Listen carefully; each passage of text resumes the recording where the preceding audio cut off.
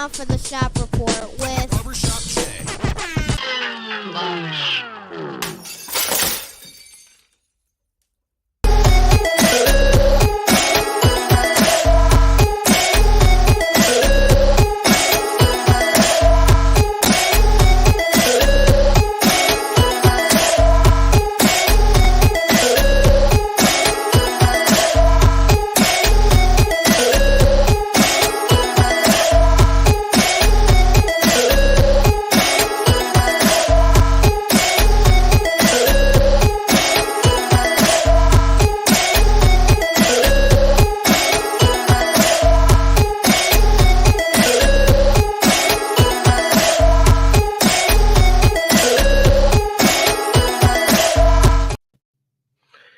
What up, sports fans? Welcome to the Shop Report's presentation of the Turnbuckle.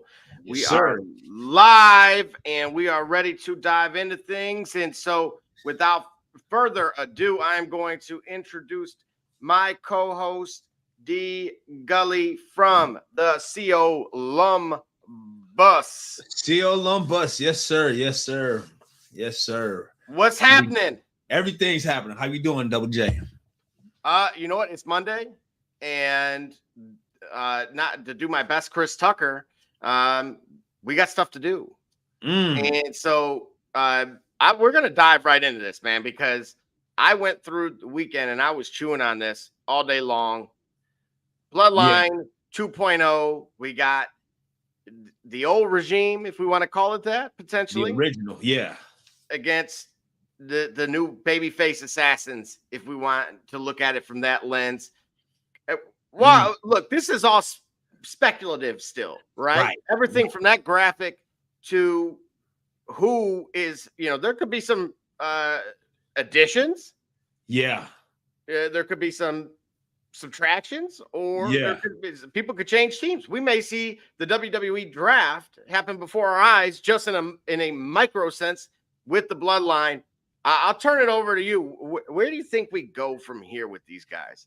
I'll tell you what, man. This graphic is suggesting that Survivor Series. So we got like 7 months for that, right?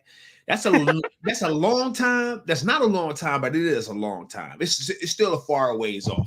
I mean, in order for us to get to something like this hypothesis, Jimmy and Jay would have to come to some sort of resolution. They're definitely going to have another match, a better one than the one that we got at WrestleMania, for sure. I think that they're capable of it. I think that this should galvanize them to give us more of what we expect to see from Jimmy and Jay being accomplished as a tag team. I'm going to interrupt you because I don't know if you've seen this or not. During the match, if you remember, it seemed like there was some banter going on between one of the, Team Yeet and No Yeet versus a spectator. Okay. We figured out what it was, and it turns out, and this hit home for me, and I think any parent of a Gen Z or Gen Alpha can relate to this to some degree. Okay. He was yelling at his daughter to get off of her phone and to watch Dad. So we all yes. We all remember how bad we scored that match? Yes. It was so bad. His daughter didn't want to watch. Bro. Don't tell me. I'm embarrassed for him. Don't tell me that, bro. Wait a minute. Who said that? Was that Jimmy? Yes, sir. So he was yelling at his daughter to watch him? Yes. Oh, gosh. Man, I don't even know what to say to that, man. If I can't repeat it all, because it was literally, Jayla, get off your expletive phone, watch your daddy. No. No, man. Listen, bro. Certain walls don't need to be broken, bro. That's one of them. You know why? is because I want to like them as competitors. I really do. I think that they have, I want to like them, man. I do. You know what I'm saying? And I do like them as competitors. I like them as faces and as people. Like, I don't want them to be bad. I don't want them to be this bad.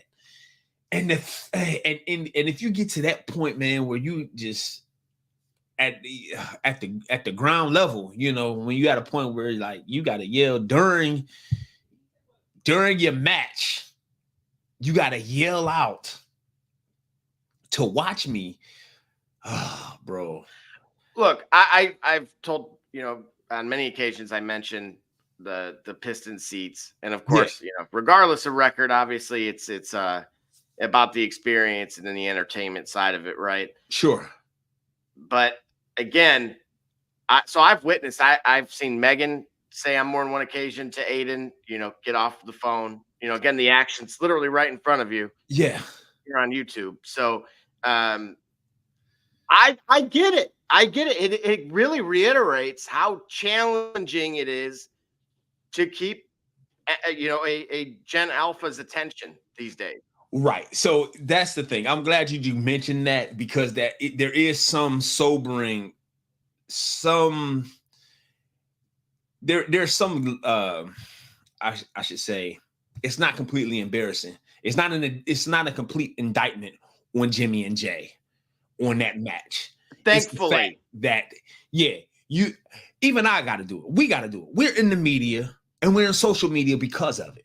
So for us, we can make the convenient excuse all we like that, oh, I'm just checking my phone because I need to know what the shop report is doing, or I need to know what I need to know if we're showing up right on Instagram. I need to know if the YouTube is working right. And then along the way, you're gonna look at what's going on with Drake and Kendrick, what's going on with so and such and such. Oh, by the way, did I get any of Eddie G's cookies? Oh, you know what? That ad is funny to me. And then before you know it, 7 minutes that went by, right?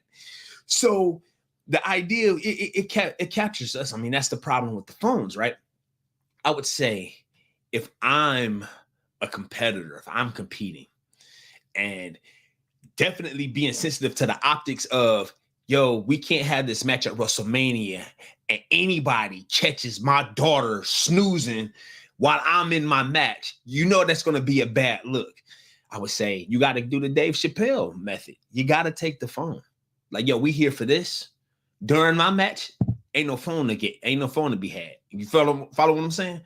If you are in the ring and you are the family of the person in the ring, all eyes on me.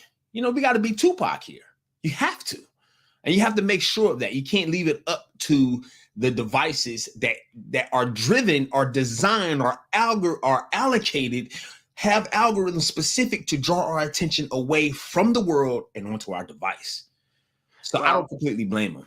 But I can't either. Again, I've lived it. I think many can relate to that. But that match was bad, though, bro. If that's the unfortunate part of all of this, is that if there were one for that to occur, it had to be that one. Yeah. I want them to redeem themselves. I need them to redeem themselves in a way. I need them to somehow be battling for a U.S. title, battling for a intercontinental title. Did the WWE actually go? Don't they actually have a new belt, like a 3-minute belt? Is that a jab at Cody Rhodes potentially being a transitional champion? No, not at all. Which I will tell you, there is a partner of mine that I've been talking with, and he introduced, or he's selling me hard on a compelling narrative for Cody Rhodes and his title run, and I want him to be a part of us one day in the very, very near future, for him to say it himself, because I don't want to take his thunder. But let's just say it'll be a little longer than 3 minutes in terms of what he sees for Cody Rhodes. But I thought there was something like a 3-minute, like a quick match, fast match type championship that they want to introduce, where the matches themselves would be like 3 minutes. I actually think that's brilliant. That's, believe it or not, that's the first I've heard of it. but if you think about it, it makes sense. So we're about to get into the upcoming draft, right? And not just the NFL draft here in Detroit, the WWE draft, and of course, what is makes this a little bit more unique than years past. And I love this. You tell me what you think as well. Okay. It's not limited to just red and blue anymore. It is now inclusive. So again, superstars that are currently a part of Raw or SmackDown are eligible to go to NXT. What do you think about that? You know what? This isn't the first time that they've done this, right? Mm-hmm. You saying yes, this is? To my knowledge, absolutely. Okay, see, I thought that the NXT brand, I sort of get it, and I sort of don't, because see, I thought the NXT brand, has the name suggests or indicates, is like next up, like this is the future. These are guys that are almost ready for the main event, but but the guys to look out for, right? Mm-hmm. To bring established veterans into NXT, won't you just make it a third show? But that's where I'm going with it. So if you didn't know, the media rights deal for NXT is set to go to the CW starting fairly soon. So those are the comments, right away for the viewers out there. By all means, feel free to comment and fill us in. And shout out to those watching. I know we have folks on Facebook, YouTube, as well as X or Twitter. By all means, get involved. We'd love to have you guys. We don't get any, we can only make this program better with your involvement. So, but with that being said, again, if you looked at last year's, there were some, again, free agents. I'm looking at through all the handful of rounds that took place between night one and I want to say night two.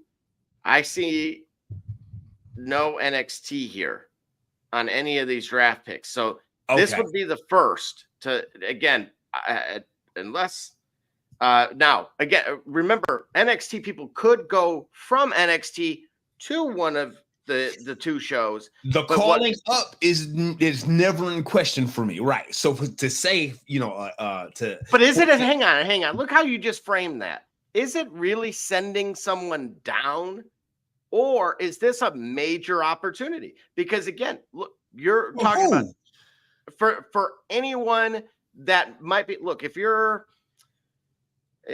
well, I'll let you fill in that blank. I'm not going to set myself up because I know there's some passionate fan out there going to NXT. I knew you were going to do that. For what? That's what I'm saying. Oh, that's loaded. You know it. So if you were to get drafted and go to NXT, okay. If you remember, once upon a time, the only thing I can think of was when ECW briefly was somewhat integrated with the other two shows. Yes. And we're also seeing speculation of other non-rostered or people without contracts to WWE also playing a part. We've seen this with more recently with during WrestleMania. I think a couple TNA folks that were signed to another program were there. Mm-hmm.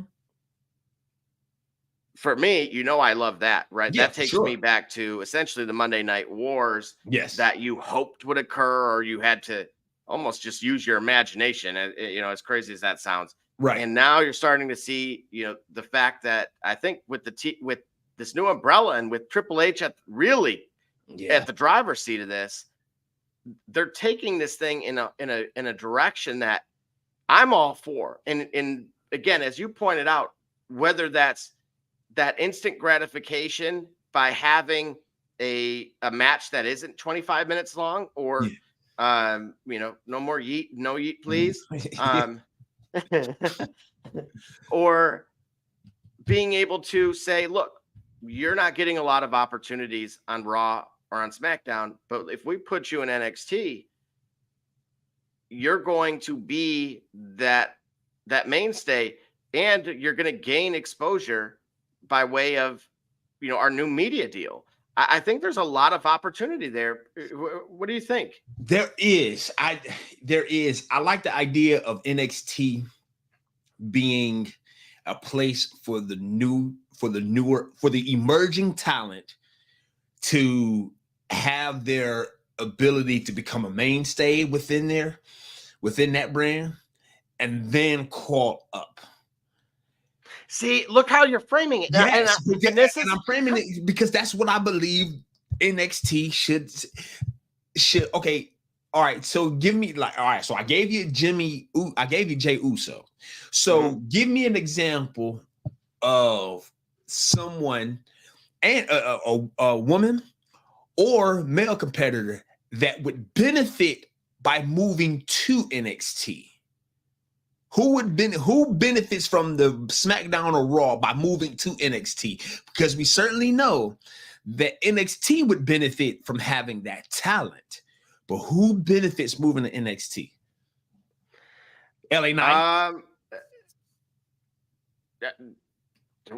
Was that feedback? Well, I'm just saying. Just imagine the predicament. Like, the only guy that I think benefits by going to NXT is Logan Paul, but he's already the United States champion. Yeah, you're right about that, and he's also obviously shared the news he's expecting. So big congratulations to him. Yes. But I don't think a full-time move there would be realistic for him. Sheamus, who's supposed to make his return tonight to NXT. Absolutely, because think about it. If we were to go top to bottom with this roster, okay, and you say, okay, you could in theory put some kind of feud with him and some of his old teammates, if we want to call them that. But that's already kind of going on with other people, right? With CM Punk, and you add a third wheel there, it's kind of overkill. But if you put him in NXT, everyone he works with is now up a notch. Sheamus to me is the ultimate company guy. I could easily see him, in the past, I would have said Dolph Ziggler, someone who just was robbed. Yeah. Yeah, but think about it. Like, you see what I'm saying? See, I think the gears are turning as you speak, because you get exactly what my point is. When you bring the NXT, when you bring the mainstream talent to NXT, it's definitely going to help NXT. But where does Sheamus go from there, becoming the NXT champion? What does that do for him?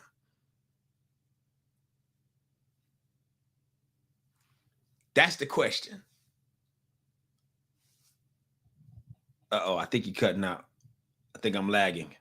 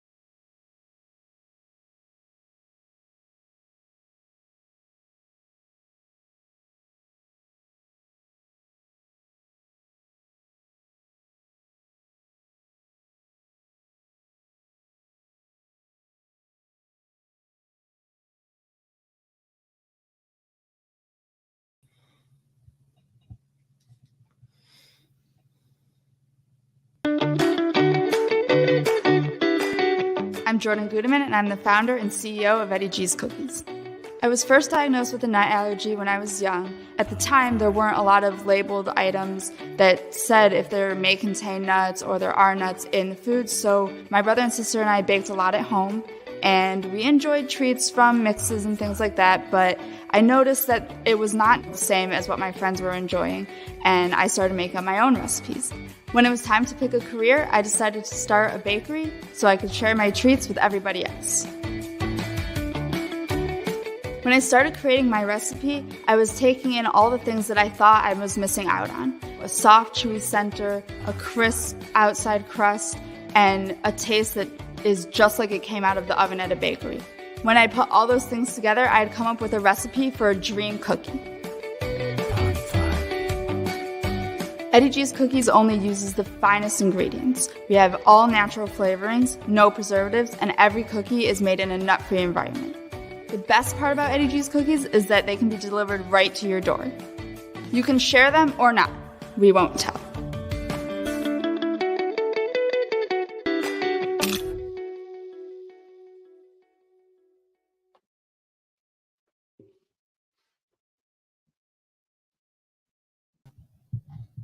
All right. Well, we're back. You know, I didn't know how to answer that, so the only way I could was by using technology to my advantage, which was to get out of here fast. Man, what happened? Right. Well, okay. So the question was, who would benefit beyond Sheamus? Right.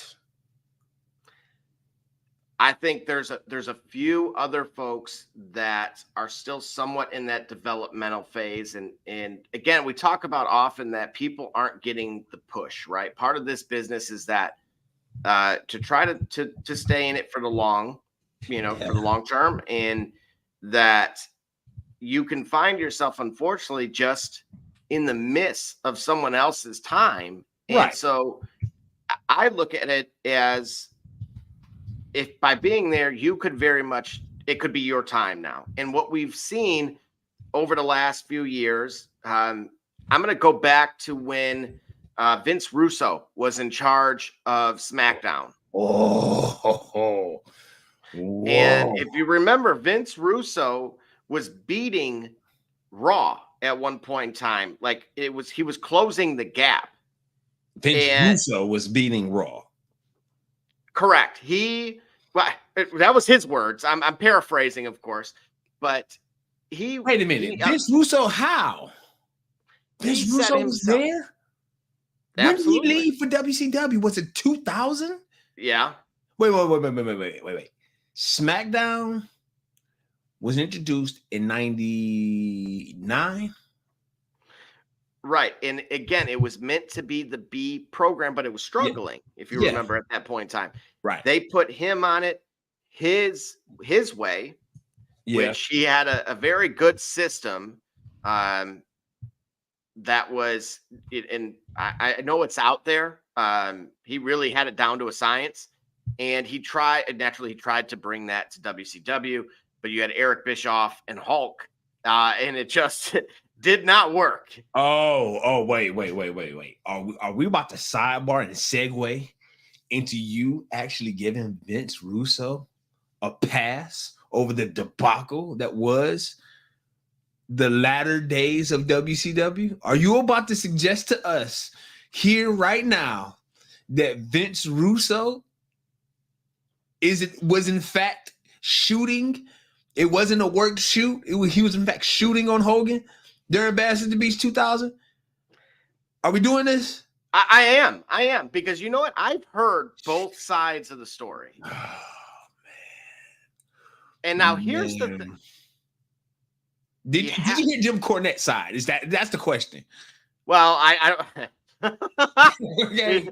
Listen, I don't say that Jim Cornette ain't right about. He's not right about everything. But I tell you what, I ain't never heard him say anything where you was like, you absolutely wrong about that, about major key points. But go ahead. But go ahead. But please tell us Vince Russo was beating SmackDown, was beating Raw when Raw had competition and SmackDown didn't. Well, I'm going to say this. Last week on AEW, coincidentally, right? We go off the air. Yep. By and large, thanks to them. And coincidentally, Yeah. you get Jack, who comes out with the Chicago flag. And you could tell that it felt very Bash at the Beach-esque. And we just so happened to bring that up. So coincidentally, we are back at Bash at the Beach 2000. And yes, I am siding with Vince Russo because his style worked. And you know what? When you're a trailblazer in any industry, you typically are going to butt heads. And his style worked? Not entirely. I'm talking about as it pertained with what he was trying to do with Booker T, who should have been, and ultimately, of course, was the champion. Okay, all right. So Booker T was a casualty all the way around. He was a guy that deserved to be that guy. Okay. And fair enough, Hogan did get in the way of that. Continue. You're making if you're holding on to Vince Russo wanting Booker T to be that guy, you're only stating the obvious because everybody wanted him to be that guy. Except for two people. Who? Two? Yes. Which two? Creative Control, Hulk Hogan. Uh-huh. Hollywood Hogan. Okay. And Eazy-E? Eric Bischoff. Because if you remember, immediately following the conclusion of the laydown of Jeff Jarrett, who to this day had nothing nice to say about the Hulkster and Eric. Yeah. He was an Ultimate Company man. So much so that he went against his own judgment and laid down for the Hulkster. Yeah. Which any competitor, scripted or not. Yeah. And a champion, no less. Right. You're telling me that he wanted Booker T as well. So all of a sudden, everybody's on the same page. You said it. Everyone, crowd, announcers, the current champion at that point in time. Right. The writer. Right. And who could change that plan? Only technically two guys. Creative Control, Hulk, who has to agree to anything because he also wasn't even supposed to be really in that match, if you remember. Right. They had it all figured out. It was going to be, no, you really didn't win that way. And so there's a different champion, which was going to be Jeff Jarrett. And then he was going to lose it for, and that would give Hulk essentially like a month off, the vacation. Yeah. And then he comes back and says, no, I'm the true champion. I feel like we've seen that story before. Yeah, we did. Right. Yeah, we did. Yeah, we did. We did. I wonder who brought it up. And so apparently there was a fax that came through from Hulk saying, no, I don't agree. So they went on the day of and talked in the trailer. And Eric and Hulk verbally committed to that plan. Okay. And despite that, they took off on a plane immediately after. Why is Eric Bischoff, one of the writers, at least by title, right, at that point in time, leaving on a plane with Hulk Hogan at the conclusion of that match? Listen, Listen, everything you saying makes sense, except for the fact that you're saying Vince Russo's genius was stymied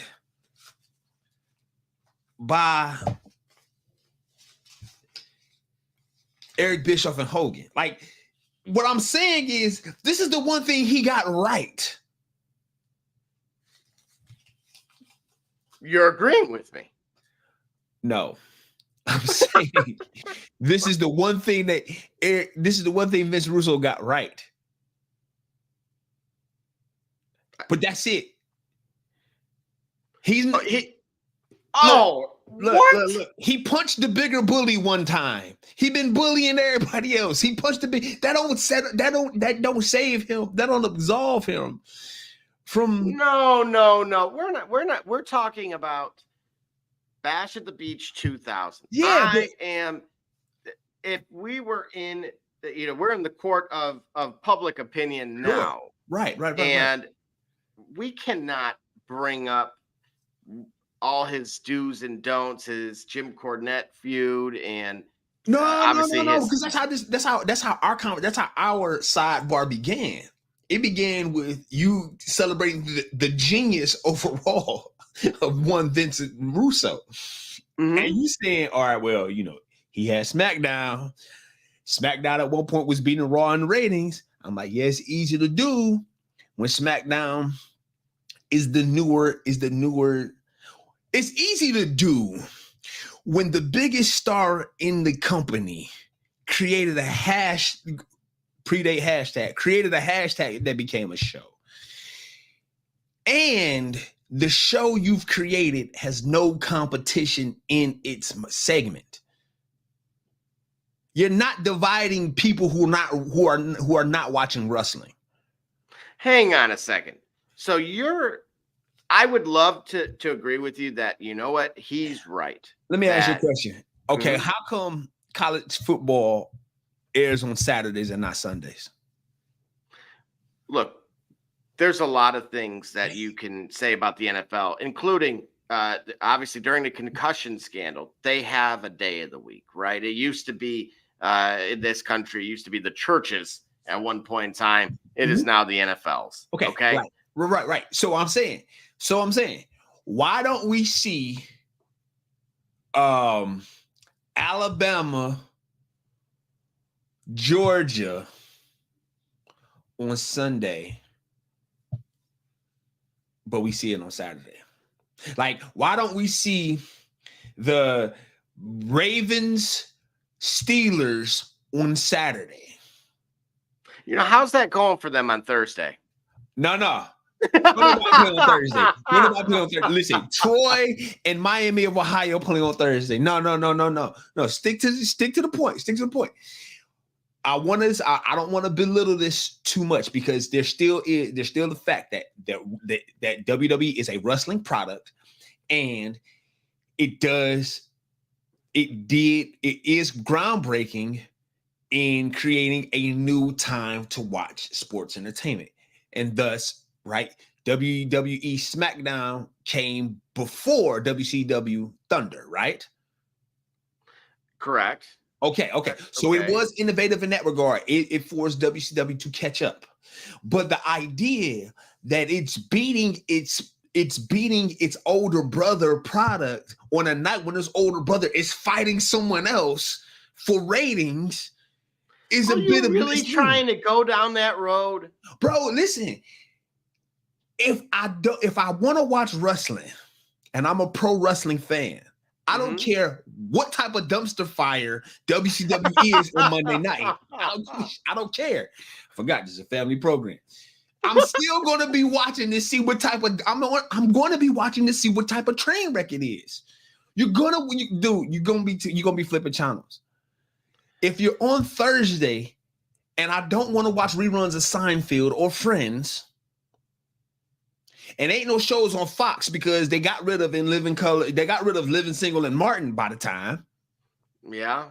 I mean, you could watch WB, but what I'm saying, ain't nothing else there except for WWE. So then let me ask you this, because I'm going to transition this right back to where we started. Okay.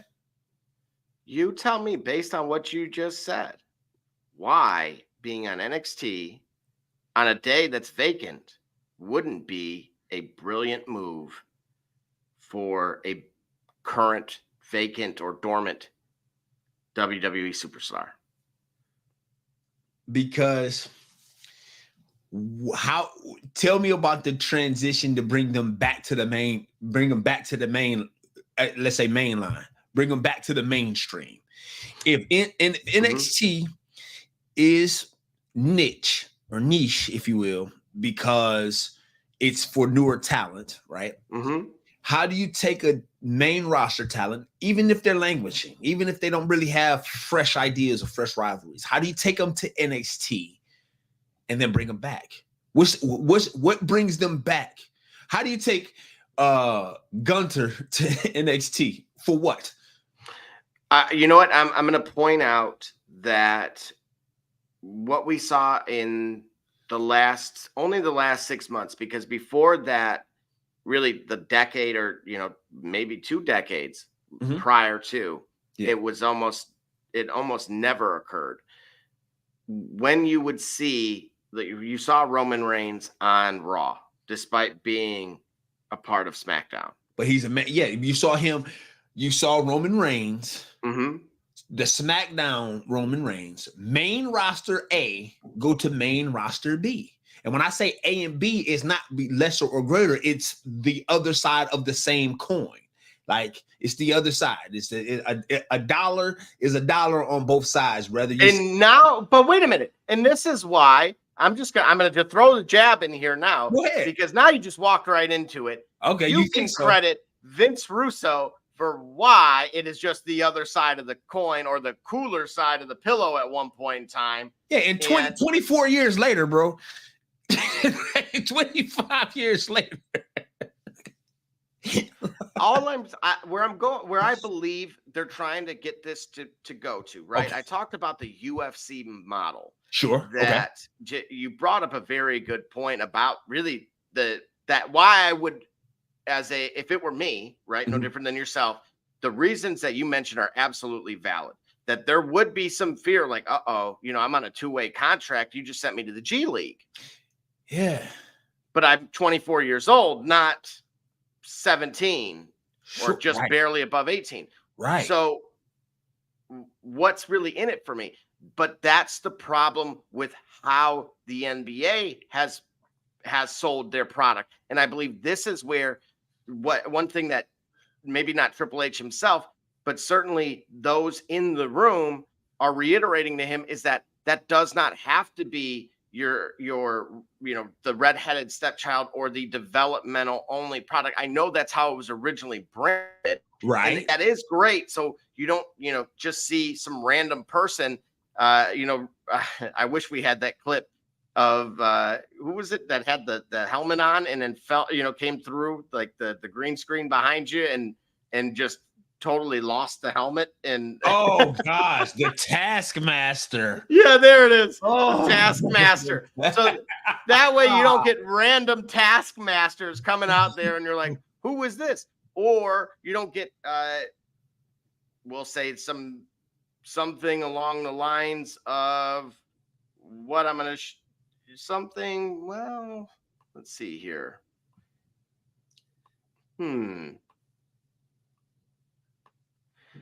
Something along the lines of like encrypted messages looking things. That's what I would call that. Like, are we talking about? No, you're not talking about Uncle Howdy. You're talking about something. Are we? See, right. Are we? I thought that was Barbershop Jay, and he just didn't have his glasses on. Got us? You forgot us? Us. Now, is that the NXT roster? It could be.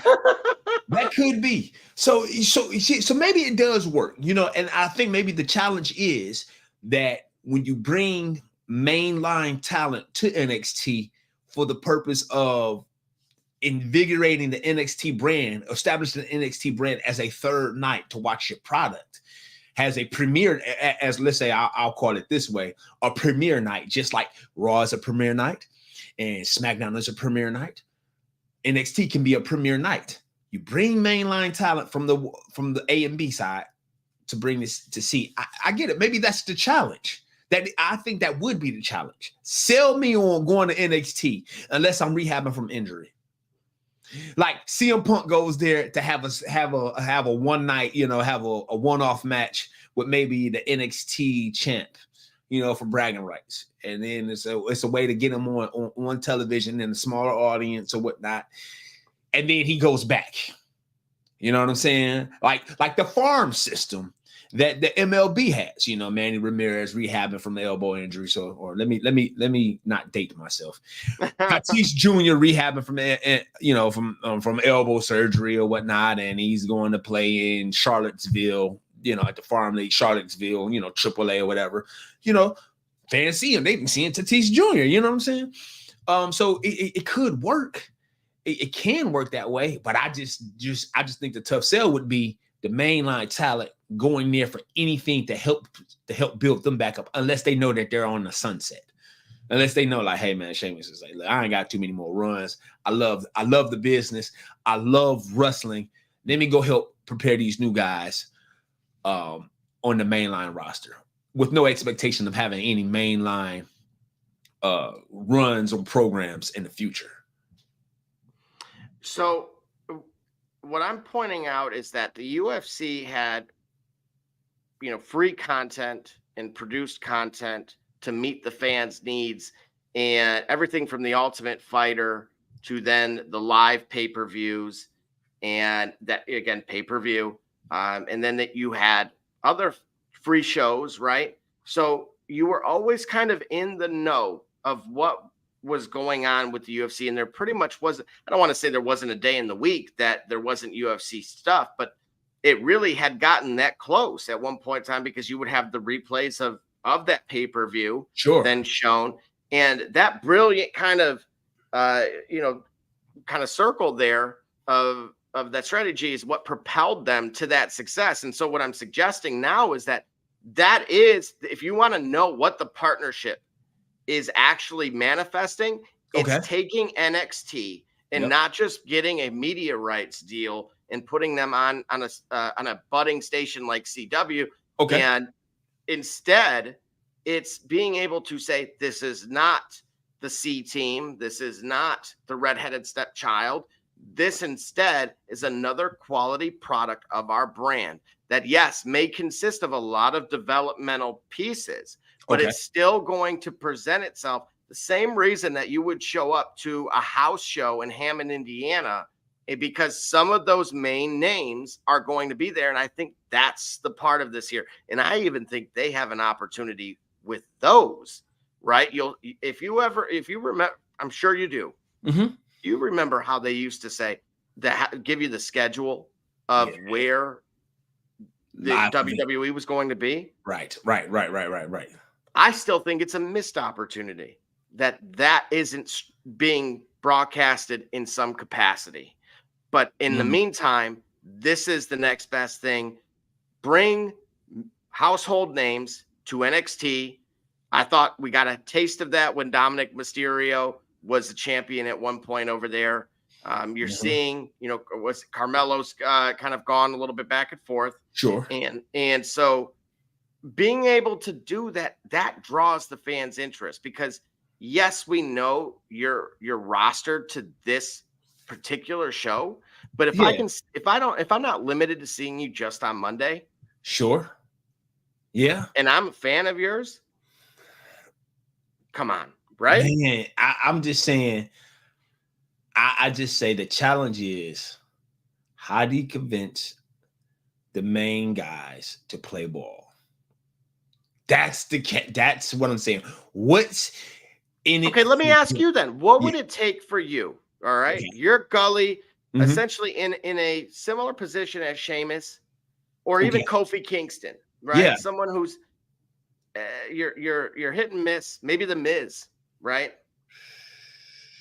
See, yeah, see, if you're the Miz, you're definitely. I don't know if you're gonna be so sold on it because that's been your angle. That's been your storyline on the main roster. Y'all forget about me. I have, when Cena have his time away, Orton have his time away, and Roman Reigns have his time away, y'all forget about me. I hold it down. I give you classic matches. I'm the Intercontinental Champion. I am everything you need. Hey, go to NXT. Like, how do you do that? That's the key. Like, how do you do that? Who do you grab for the main roster to go to NXT to build up that talent, but also remain sort of relevant in their own story? So that way we can see them come to NXT and then survive and come back. Like, put it this way. You putting John Cena there?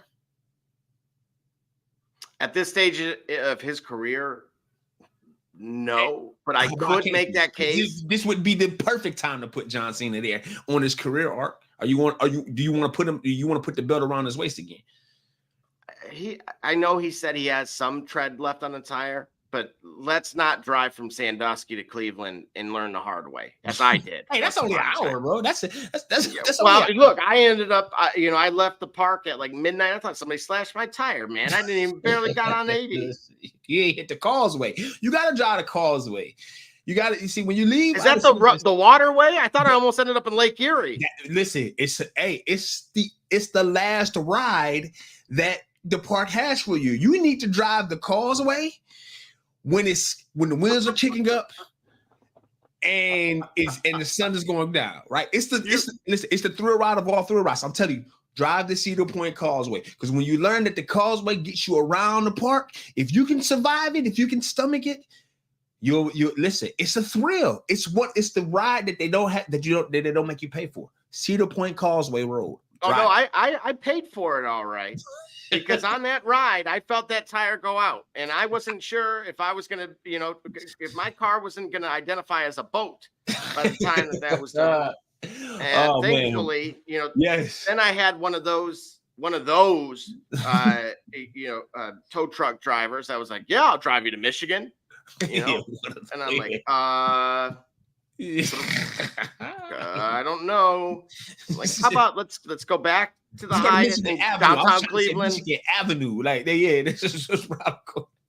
No, so nevertheless, yes, adventures in Cleveland for this guy. Yeah, just one of many, and so NXT again to be determined, right? And so, real quick, we're gonna take another 1 minute break, and then we're gonna dive back into that bloodline before we cover SmackDown. All right, for sure. All righty. Let's see here what we're gonna do. SK Cunningham, and you watching the Shop Report. I'm Harvey Diallo, and you watching the Shop Report. There's Chris Murray, and you're watching the Shop Report. Oh, you're Jay Knight, you're watching the Shop Report. Max McKee, you're dropping in on the Shop Report. Barbershop Jay, Quentin Hines, Super Bowl champion. I'm ready. Let's do it. I'm on. Hi, I'm Mars Man, works at Mercury Stadium, and you're watching the Shop Report. Hey, I'm Billy Butler, and thank you for watching the Shop Report. Hey guys, I'm Les Norman, former Kansas City Royal, and you're watching the Shop Report. Commander Brown, Detroit Rivers Mountain Training, and I'm watching the Shop Report. Hey, this is Doug Flynn of the New York Mets. Well, a few other teams, of course, too. And you're watching the Shop Report. I'm Matt Ramos, and you're watching the Shop Report. How you doing? I'm Rajay Davis, and you're watching the Shop Report. How you doing? This is Nelson Figueroa, former Major League pitcher with a lot of teams. You're about to listen to the Shop Report.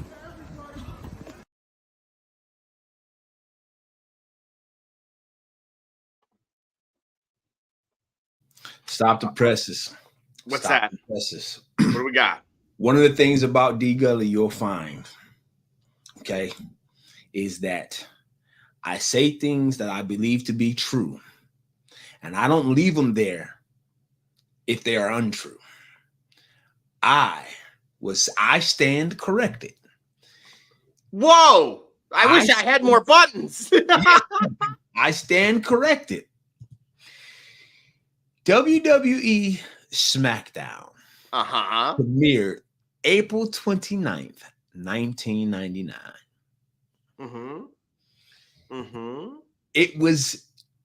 It was created to compete against WCW Thunder. Okay. Which premiered January 8th, 1998. Thunder had a 1-year head start. And what happened? And they got the Smackdown laid upon thee. So, and who orchestrated that? So, listen. A broken clock can be right at least twice a day. Unbelievable. So no, what I mean is, so listen, if he got 2 things right, maybe the gospel that is the gospel of Cornette could be, factually mistaken completely. You know what I mean?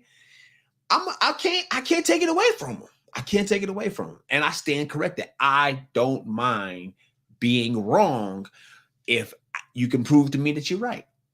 And when you can prove to me you're right, then hey, listen, I learned something. Absolutely. And that's okay, right? We learn something new every day. And that's what I learned new. Just one more time to wrap these guys up. Yes. Do you see this taking place with who we see on this screen now? Or is there someone else? The final boss got to be in red. Whoa. Because there's no way on earth that you can tell me that Solo Sikoa has proven himself at this moment to be capable of downing Roman Reigns. Well, now, wait a minute. Solo Sikoa beat John Cena, didn't he? I said, there's no way on earth you can tell me right now that Solo Sikoa is proving it up to beat Roman Reigns. Well, if recency is our guide, I'm going to totally agree with you, because since that John Cena match, and it's not being talked about enough, so maybe I'll spearhead this. I believe he's 0-39. What do you mean he's 0-39? I don't think he has won since then. Are you serious? Like, are you not being funny when you say 0-39? No.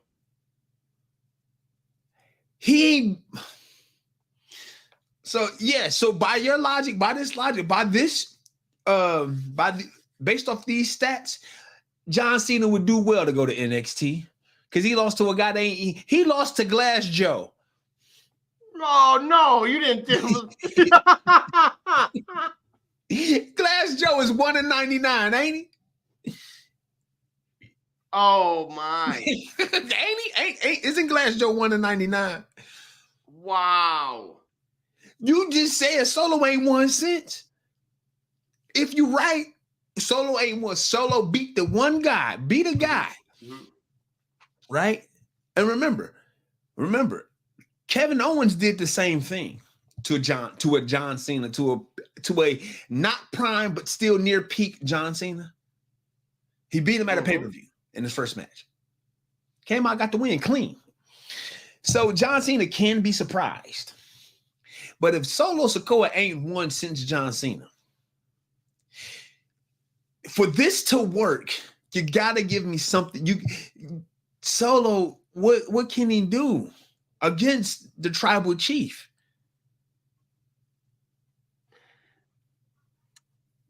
I'm looking to you for guidance here. I'm gonna tell you what happens. The final boss remains the final boss, and he trains Solo up. Solo starts winning matches, marquee matches. Solo starts running through and infused with the tutelage and the aggression and the assertiveness and the positioning and the seasoning that one final boss could. You make them a threat. Now Roman Reigns has to deal with Solo. and Final Boss, with help of Jimmy and Jay Uso, who recognize the importance of what it means to be tribal and not maniacal, right? Whoa. And they restore honor to the tribe against Final Boss and Solo. You get what I'm saying? The blue being calm, being passive, being of honor versus the fiery, raging red that is like if this picture, if this promo was to follow suit, that's how you do it. That's how you do it. Wow. Solo got a five. Tell me who else can Solo beat right now besides Logan Paul? Well, you know what? He has been declared the tribal chief. By who? The Final Boss. When? I'm going to read this to you. Are you ready? Yes, I'm ready. Go for it. I'm standing for it. Go ahead. Let's see. I'm just going to make sure I don't... Listen, make sure you got it right. Right.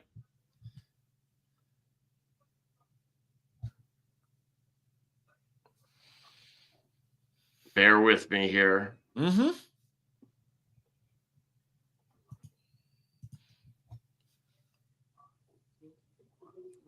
Here we go.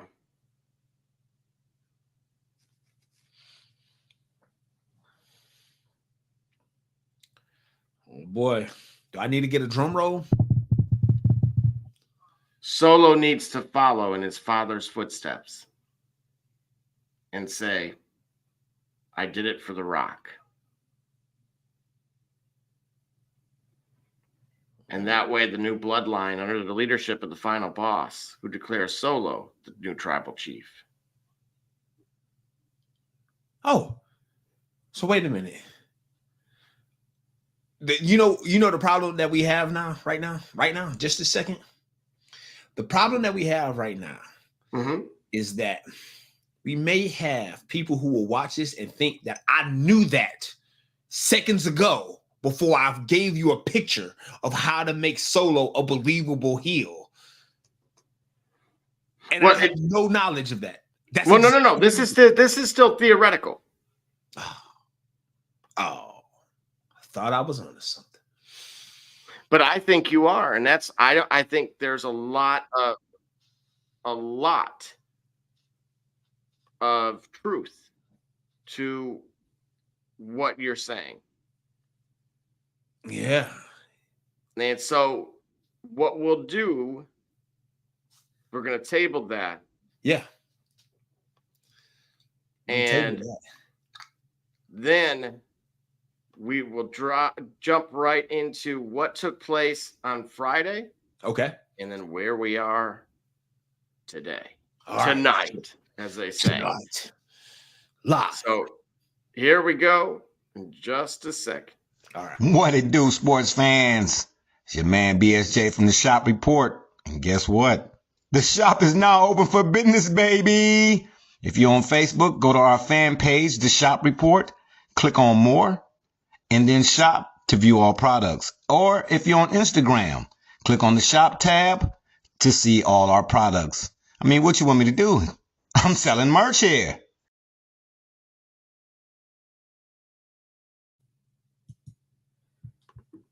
Oh, wait a minute. That's not the right one. What? Look at what happens when you reply all to the company-wide email.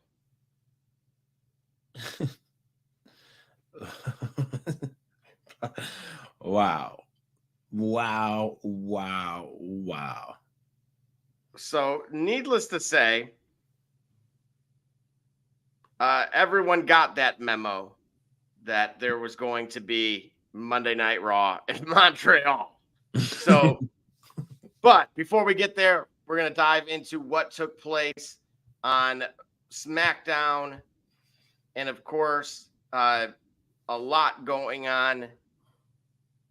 The first of which was the man himself that you think is going potentially to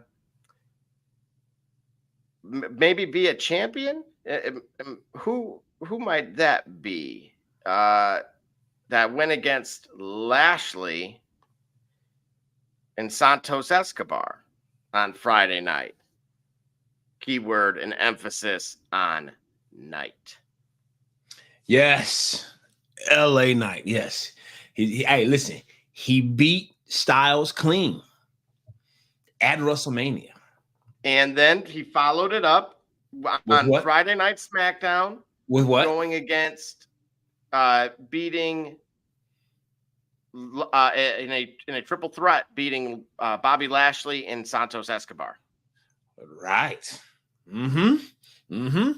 And so we have it's called traction. Absolutely. And so just for those that didn't get a chance to see it, Cody made his first kind of appearance there. It was a soak it all in moment. Yes. And it was glorious. Yes. But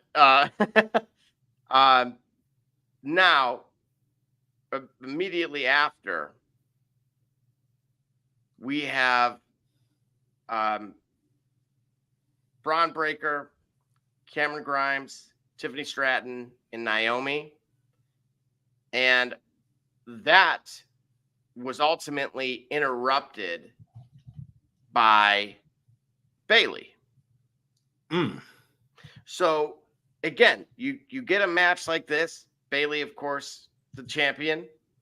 Mm-hmm. And of course, speaking of champions, I'm going to throw this out there now.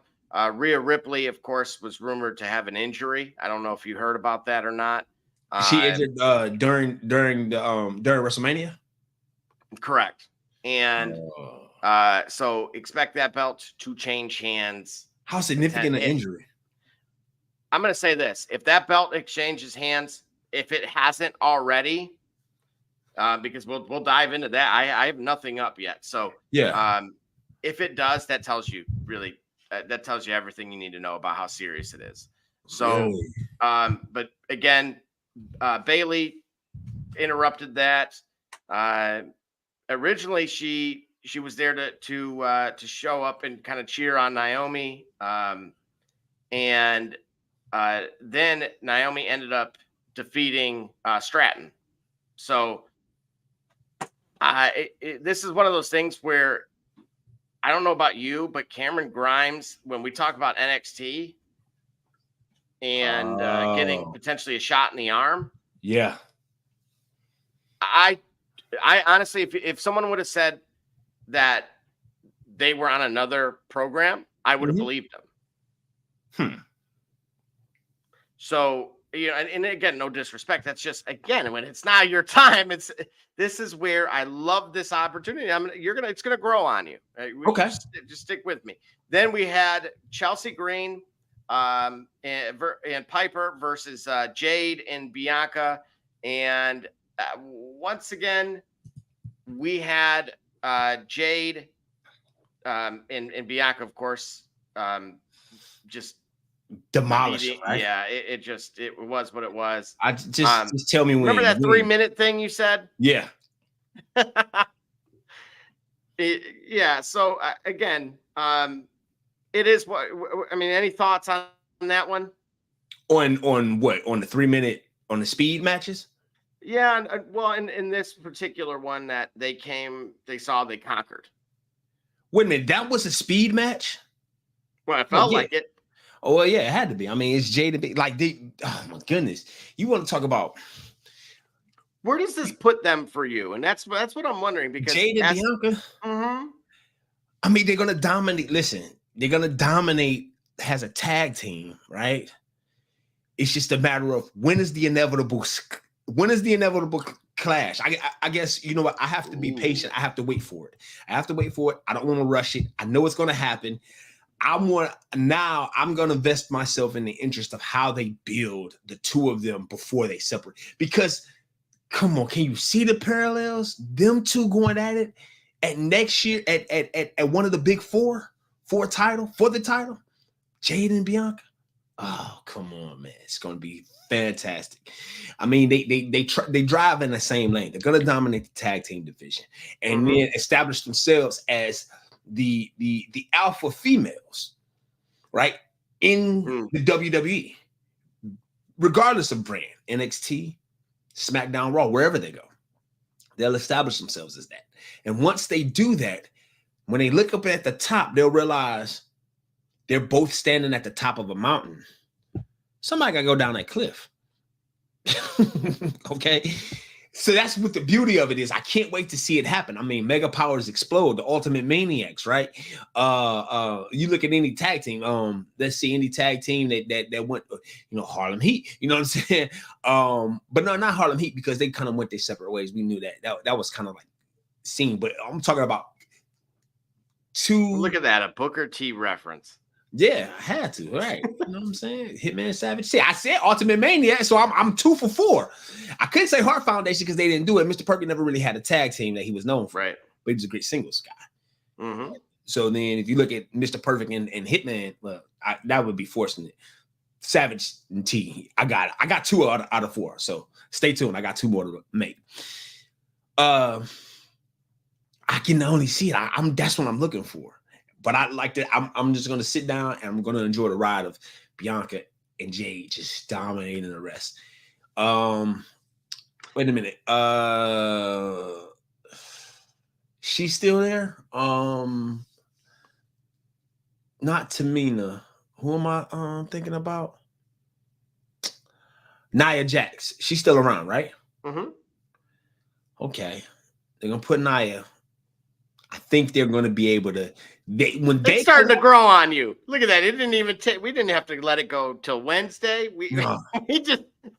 Yeah. Listen, have Bianca and Jade down Nia Jax. Oh, come on, please, wrestling guys. Please. To have that, I'm here for it. I'm here for all of it. And that's the thing. I'm really looking forward to it because again, she's still currently on the Raw roster. Okay.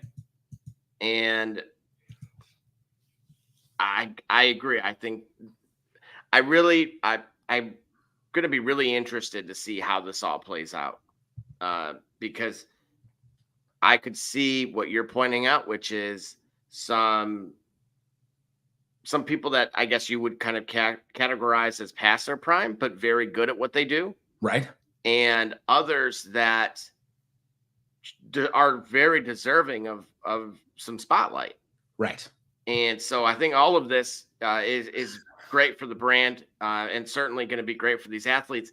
And truthfully, on these, what I consider kind of the air channels, right? Okay. The forgotten ones. To be able to get a grassroots ability back that they really haven't had since the early 90s. Like that's really, to me, that's what do you mean? I'm talking about they've always been on cable, right? Cable's not free. Yes. And so for those that are still using rabbit ears or are looking, are only, eligible for so much. I think these are the guys that are often forgotten. Okay. And this is a way that we talked about, whether it's the daughter of a WWE superstar who's front row struggling to watch, albeit a very if there were we can't do that to my guys no more, man. We can't do that. We can't do that to my guys. Like I want the best for them. I know I hate to drag them like that. I know. I don't want to drag them like this, but man.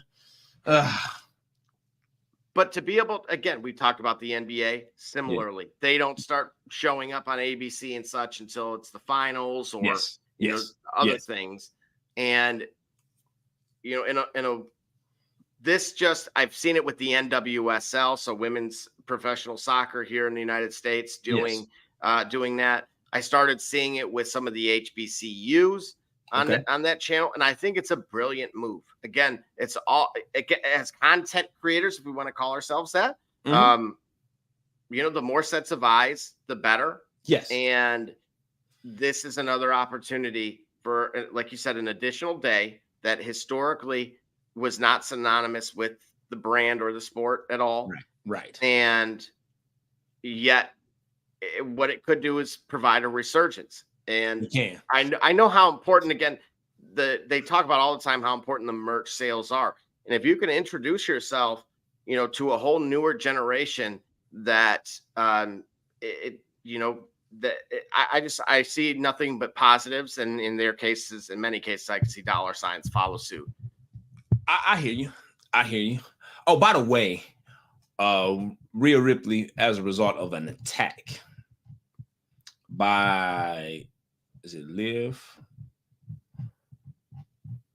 Hold on. Due to injury.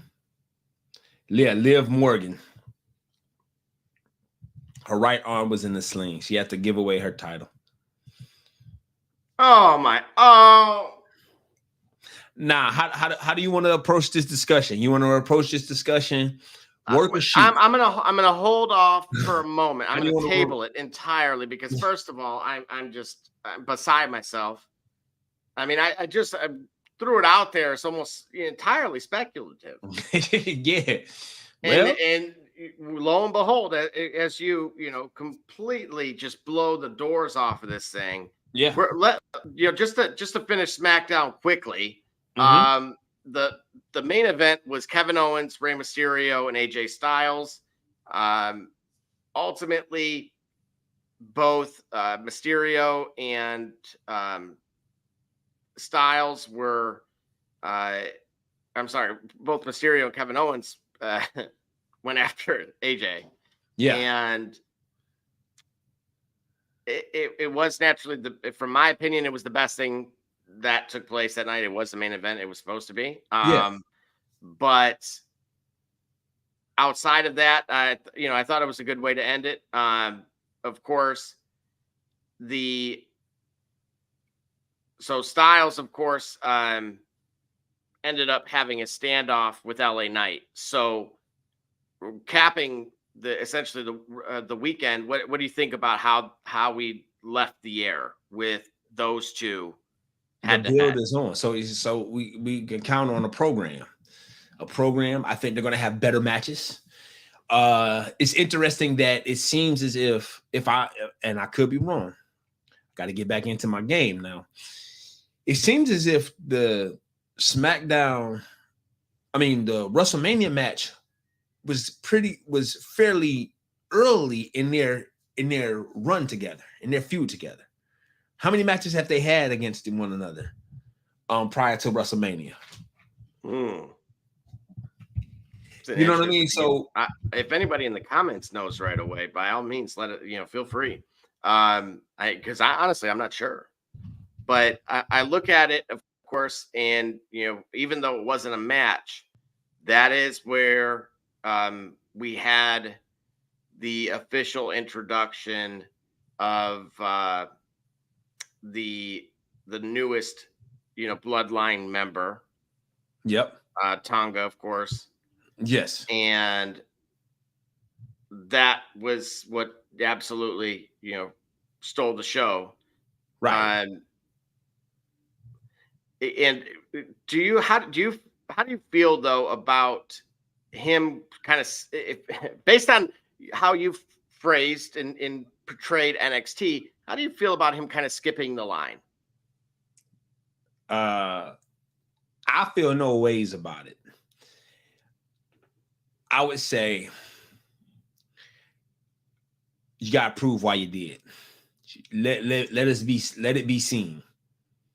There has to be a reason. Like I'd like for you to qualify to skipping the line. You get what I'm saying? It's like, hey, you're making a choice. I'm not gonna be mad at the decision you made. Justify it before I put it like this. In a long way, I said it in a long way. That means, shoot, I don't forgot it. I don't lost it. Hold on, wait a minute. I reserve judgment. That's it. I'm gonna reserve judgment on it. Because considering what NXT is to be built and branded, right? And everything that I said that I thought the NXT brand signifies, for you to jump right up, There's Orlando. All right. Yeah, Orlando. Yeah. I was like, Rhea Tilly. I'm like, Jennifer Tilly got a daughter that Russ. I'm like, where have I been? I'm like, man. Well, what was that? Well, I thought that was the bride of Chucky, right? Yeah, Jennifer Tilly, Meg Tilly, but the Tilly sisters. Uh-oh. Right. Yeah, I'm looking up that. Well, but yeah, he totally lost track. Said that. Yeah. So we're gonna go right into what tonight's schedule is. Yes, and we'll do it right after this quick 1 minute break. It's Kate Cunningham, and you watching the Shop Report. I'm Harvey Diallo, and you watching the Shop Report. My name's Chris Murray, and you're watching the Shop Report. Oh, you're Jay Knight, you're watching the Shop Report. Max McKee, you're dropping in on the Shop Report. Barbershop Jay, Quentin Hines, Super Bowl champion. I'm ready. Let's do it. I'm on. Hi, I'm Morris Edwards from Mercury Stadium, and you're watching the Shop Report. Hey, I'm Billy Butler, and thank you for watching the Shop Report. Hey guys, I'm Les Norman, former Kansas City Royal, and you're watching the Shop Report. Commander Brown, Detroit Rivers Mountain Training, and I'm watching the Shop Report. Hey, this is Doug Flynn of the New York Mets. Well, a few other teams, of course, too. And you're watching the Shop Report. I'm Matt Ramos, and you're watching the Shop Report. How you doing? I'm Rajay Davis, and you're watching the Shop Report. How you doing? This is Nelson Figueroa, former Major League pitcher with a lot of teams. You're about to listen to the Shop Report.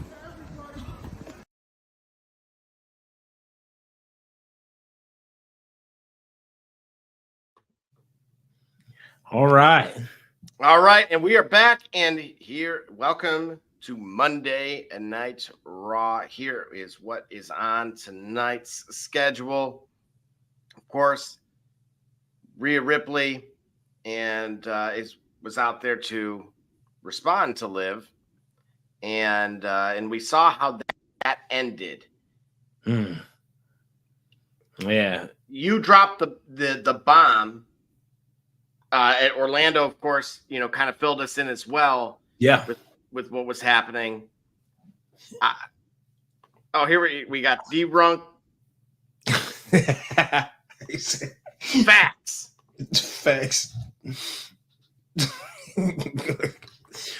Hey man, appreciate it. Absolutely. Hey, and you know what? That thing got the other program, WCW Light, Pedialyte version. Yeah, got us shut down. So thanks to them for that.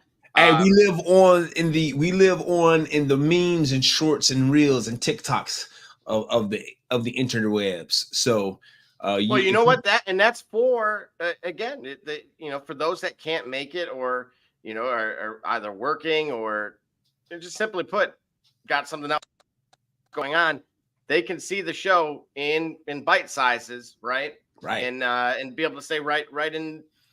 As if they were here with us right now. In speed streams, to borrow from Big Brother's new product, you know what I mean? But yeah, so I appreciate that, D-Runk. Yeah, hey, everybody's got their it's in my bag, man. I can't talk about this every day and everywhere to everyone.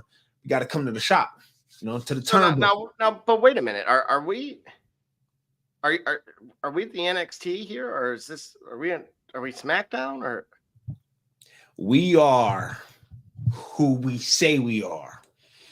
Okay. All right, Dennis Green. Okay. we are who we say we are, and we're not letting them off the hook. Okay. So no, go ahead. Yeah. I'm just in disbelief with what occurred. Yeah.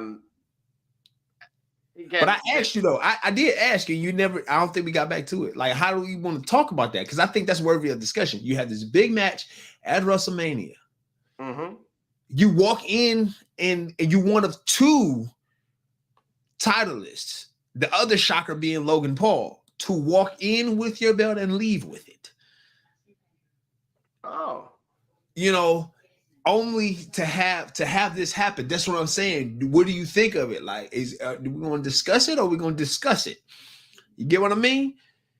Like, what happened? Or is this the next chapter?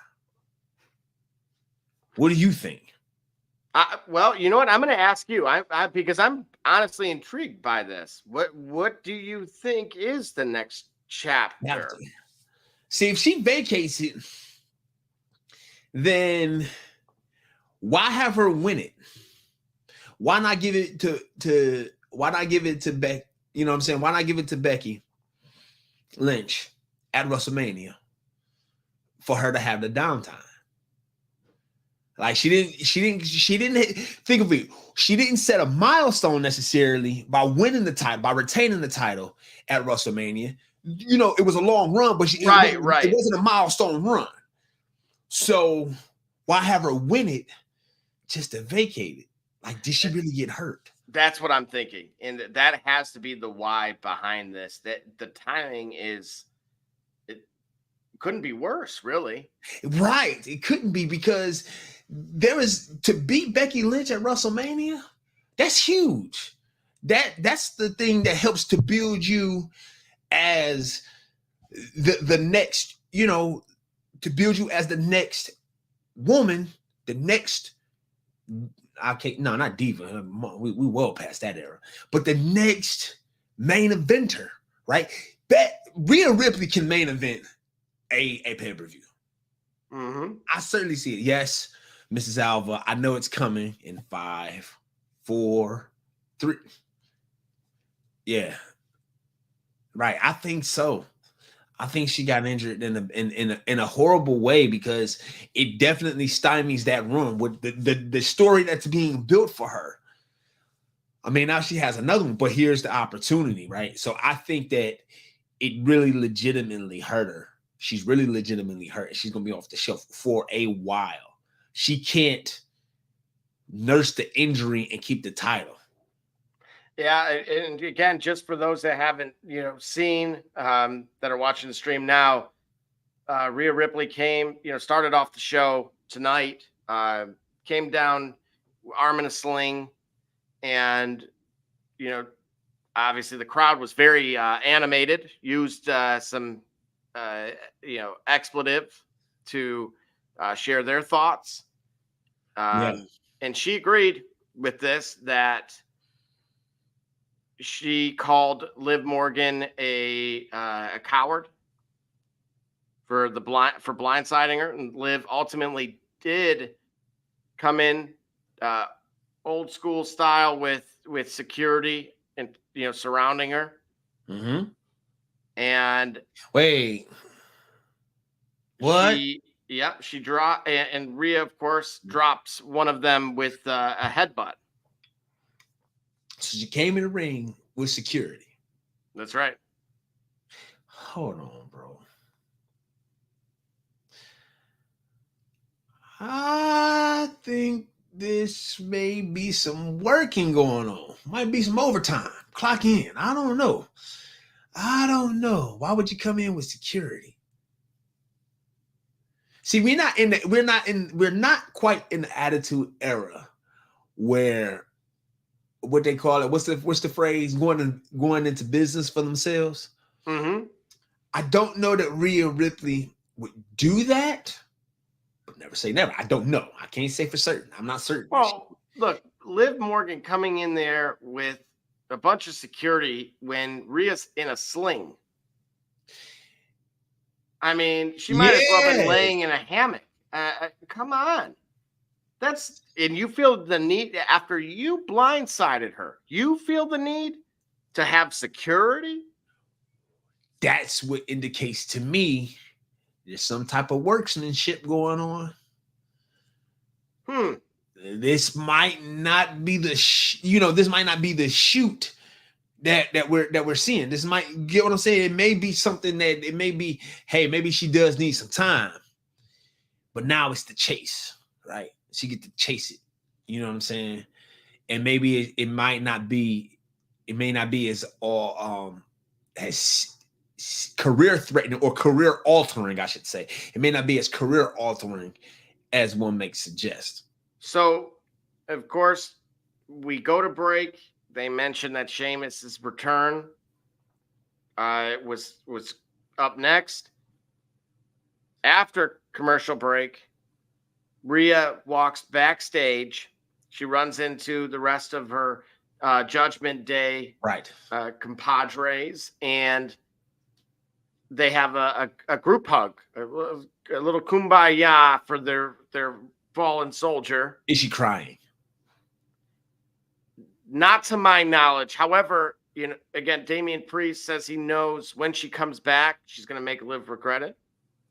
And she'll be more bad expletive than ever. And and that they love her. And of course, she exchanges saying that, reminding them to keep the faction on top. And Dominic, of course, exchanges the I love yous between the two. That's so beautiful. Right. So a little kumbaya there. Does that change how you feel? Nope. Not one bit. Not one bit. Not one bit. I think, not one bit. So we get Ivar versus Sheamus. That's what we get in his return? That's right. And we get the white noise, Avalanche white noise connects, and they cut to a commercial. Sheamus, of course, hits him with a power slam. Then Ivar went for the reverse roundhouse, and then the 747 splash. And of course, that didn't work. Sheamus, of course, works him over. And then, of course, sets him up for the bro kick, and that leads to the pinfall. And wait. We've got a bro kick, and we have a bro kick, and we have a Claymore kick. This is what I was asking earlier. We have a bro kick.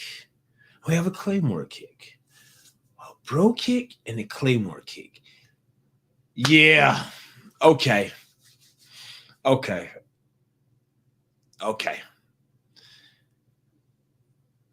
See, my gears are turning, right?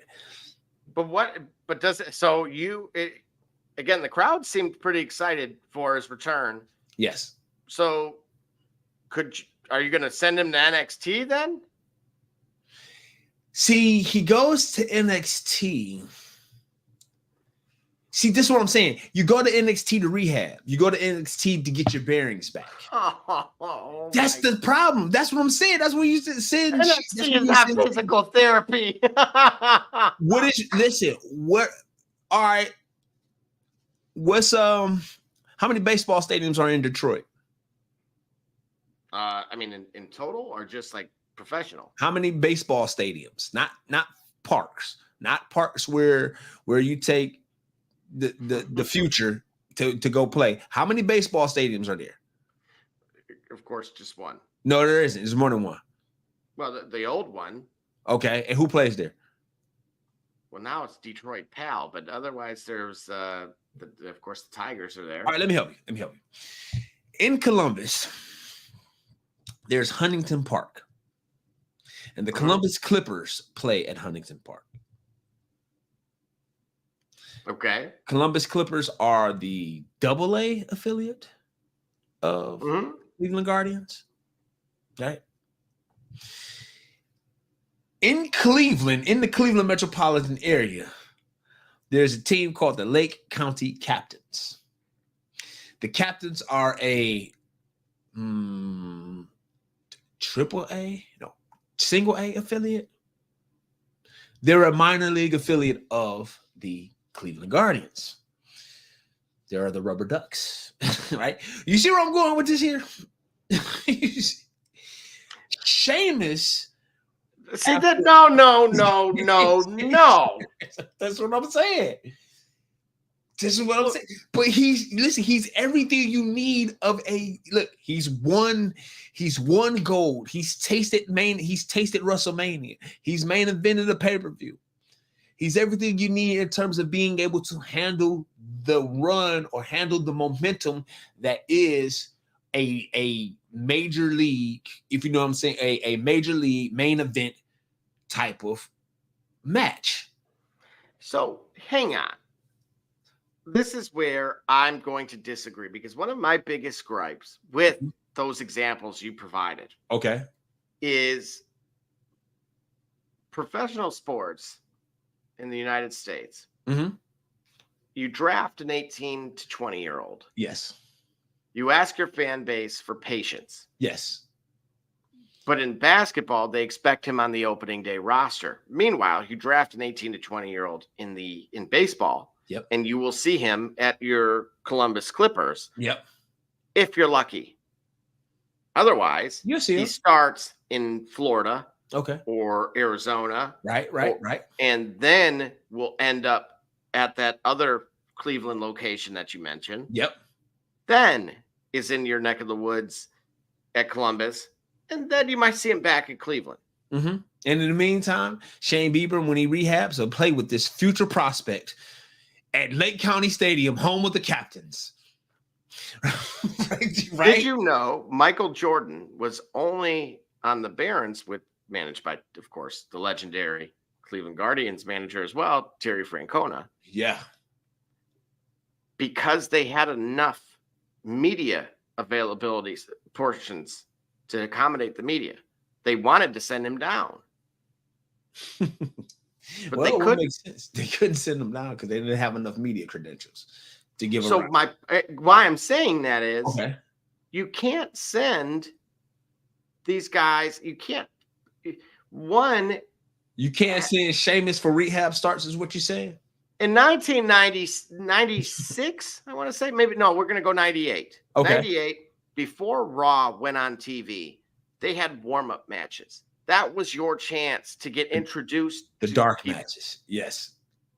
And to my knowledge, we don't have those anymore. At least the last one that I went to, I didn't see that. You didn't see any dark matches? No. You sure? But then again, it was a pay-per-view. You went to a pay-per-view. Okay, yeah. See, you went to a pay-per-view. Now, if you went to a taping, if you went to a SmackDown or live or a SmackDown or Raw, it's possible you might have saw matches on the air either before the show. Certainly, there may be a match that goes on after the show, after the broadcast is over. But this is where I'm going with this, that it has the ability, yes, to development into being a developmental product is unfair. They're professionals. They would be in what, Tampa? Am I right? Okay. At the training facility. Yeah. If they weren't, they're not going to parade them on television to make a fool of themselves. So in order to, that's already that single A affiliate that I'm referring to. Yeah. So being able to go down, if we want to use your Bieber rehab, it, instead of it being a physical rehab, okay, it could be a career rehab of being able to build them back up. Because typically when you're on the wrong side of this, yes, and it's not your time, yes, you end up on your back, yeah, with a pinfall, right? So unless you're Solo Sikoa, who is again 0-30 something. So you saying Sheamus is back in Raw. Sheamus goes to NXT. Sheamus becomes NXT champ. Sheamus has a resurgent run, has NXT champ, and then comes back to the main roster to do what? And this is where I'm going to disagree. That there's going to be belts that are going to have to follow, that they're going to have to move over. Either bring back, like I said, the Hardcore Championship, some of these retired belts.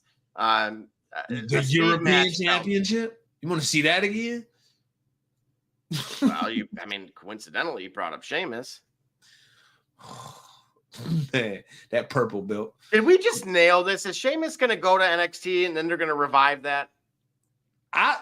Listen, mark your calendars. There we go. Yeah, if that happens, folks, you did hear it here first. Yeah.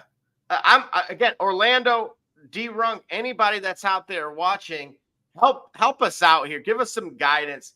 The NXT, just WWE draft is going to include NXT, where you can go to NXT, not just from NXT. Wait a minute. When is the draft? The draft is today. When is the draft? Believe it, isn't it next week? 2 nights. So, matter of fact, let's this again, the beauty of live broadcasting, doing this on the fly. Mm-hmm. There we go, and that will be April 26th. Will be so in Cincinnati. In Cincinnati, 11 days, and then we'll conclude on April 29th. So we're right. Hey, we're right on the precipice here.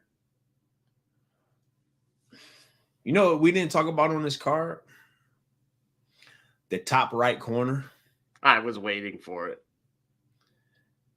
They need that work. And Finn Balor is a great opponent to give them that work. Look, you love these indie guys. yeah, I do. Why not? I mean, why not? How else do you get an AJ Styles being spurned from WCW and then working the indie circuit? Why are we still after all these years pining for CM Punk? It's because of the indie circuit. Finn Balor. Mm-hmm. This, I mean, again, you would almost, if it were a coaching tree, you would say they all emerged from Bret the Hitman Hart. Mr. Hitman Savage T. Here we go, right? Yeah. So, again, looking at this card, but okay, so let me ask you this, because we just talked, stemming immediately off of what we just said. Okay. He needs that work. Yep. Why not? Yeah, I agree with you. Even based off the scenario I painted, that makes sense. That makes sense to send Jimmy and or Jay. See, you know what? You can send them there, and then they can battle for the NXT Championship. You know, they go ahead and get that skill set, get that match set, get that psychology from indie guys that haven't quite broken away yet. Mm-hmm. And then they clash for an NXT championship because the stories for the other belts, for the major belts on the major line are already writing themselves, unless you were going to put one of them in a program with Logan Paul for an Intercontinental title, right? United US Championship. Yeah, you send Jimmy and Jay there, they battle for the NXT title. And then don't they usually run their pay-per-views the day before right? Isn't their pay-per-view typically a day before? So for example, if we're talking about like a Backlash, NXT has a pay-per-view the night before. So like Friday night is a pay-per-view, and then that Saturday night, like an appetizer for the main course. Exactly. Hey, you listen, you can, those guys are due for it. That could work. Look at that. It's still the same show, and we are edging that much close to getting D Gully to get on board. Jumping back into Raw, of course, we finished with where Sheamus had won with the bro kick. They, of course, had a video package for Sami Zayn, winning the Intercontinental title. Right. But then enters the game with Adam Pearce. And Hunter does his best politician, as you called him. Yeah. And says, brings up Mania and says, this is a new era. Pierce then follows that with saying Raw and SmackDown deserve new titles worthy of that era. They introduce the Awesome Truth to come down and claim their new belts. And Triple H congratulates them and says if they're going to represent this brand, they need to do it in a way that represents the new era. Whoa. They're holding the WWE World Tag Team Champions. Triple H unveils the new belts, still round plates, gold on black leather. How Of course, Truth is, enjoys the magic show. Yeah. And Miz tries to explain in French, and somehow R-Truth, of course, understands it. And then, of course, he dismisses both of them. Now, they transition to who will be the number one contender for those titles. Yeah, because they're right. How does that work out? And enter DIY, the Creed brothers, 2/3 of the New Day. They gotta do this over again. Please make it be a tournament. Please don't put all 8 of them people in the ring again. Please don't subject us to that. And they sure did. Oh my God. Oh my God. All of them got to jump around the ring. All of them again? Yep. Beginning with Woods and Brutus to start, trading near falls. And then New Day, kind of wipes them out on the floor. And all then, 10 of them, man. Like, of course, then follow, Trouble in Paradise. That was there is. There really is. There really is. Ultimately, you get some belly-to-belly suplexes. Yeah. And then Creed's managed to kind of a quadruple pin on everyone, but it's only a near fall and a near fall and a near fall. Yeah. You see that? Because everybody was... Yeah. I don't want to see anymore. Your narrating it is making me nauseous. I haven't eaten, and I'm about to throw up dinner, and I haven't eaten yet. DIY ultimately comes away with the win tonight by pinfall. Yeah.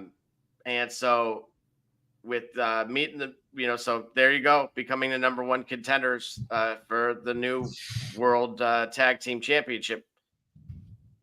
What are your thoughts? I gave them to you. NXT. How about that? NXT. For who? All of them?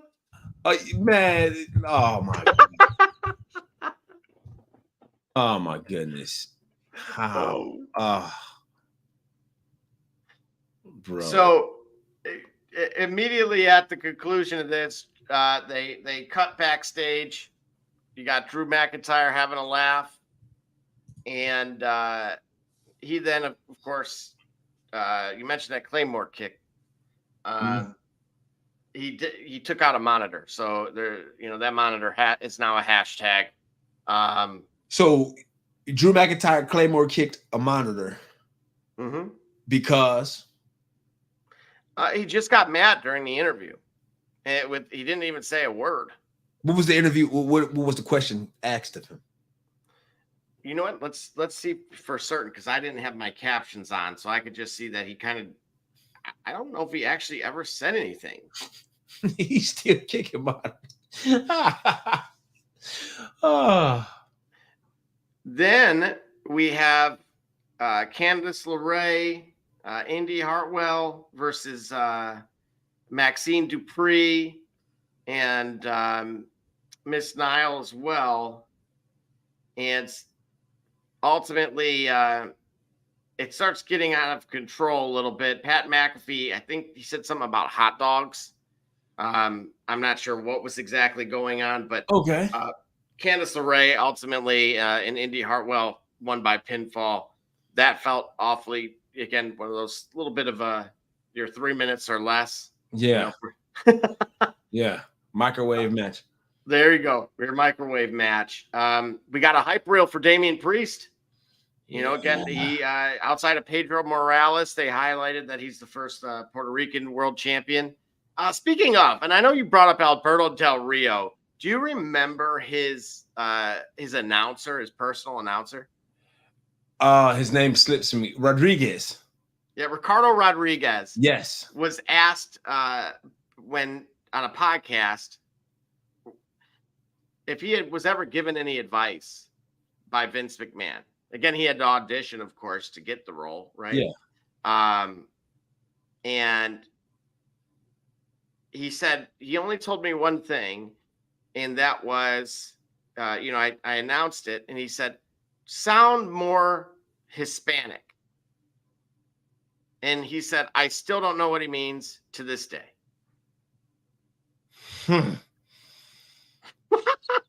If that's any indication of anything else, to tell a native Latino to sound more Latino, and you from the mountains of Caucasus. Well, remember that, Booker T is now being mentioned for a third time tonight. Or I forgot because he got this little thing going on. Vicente McMahon since yeah, Vicente. Hey, like Zorro. Yeah. Vicente. Right. Booker T, yeah. Yeah, the legendary, I'm not going to encourage anyone to Google that. No, go ahead. Nope, go ahead. At your own it's risk. not going to come from me. Moving right along in tonight's Raw, we get some I do got a question. Question for you. How long is the public going to celebrate Cody Rhodes winning that title?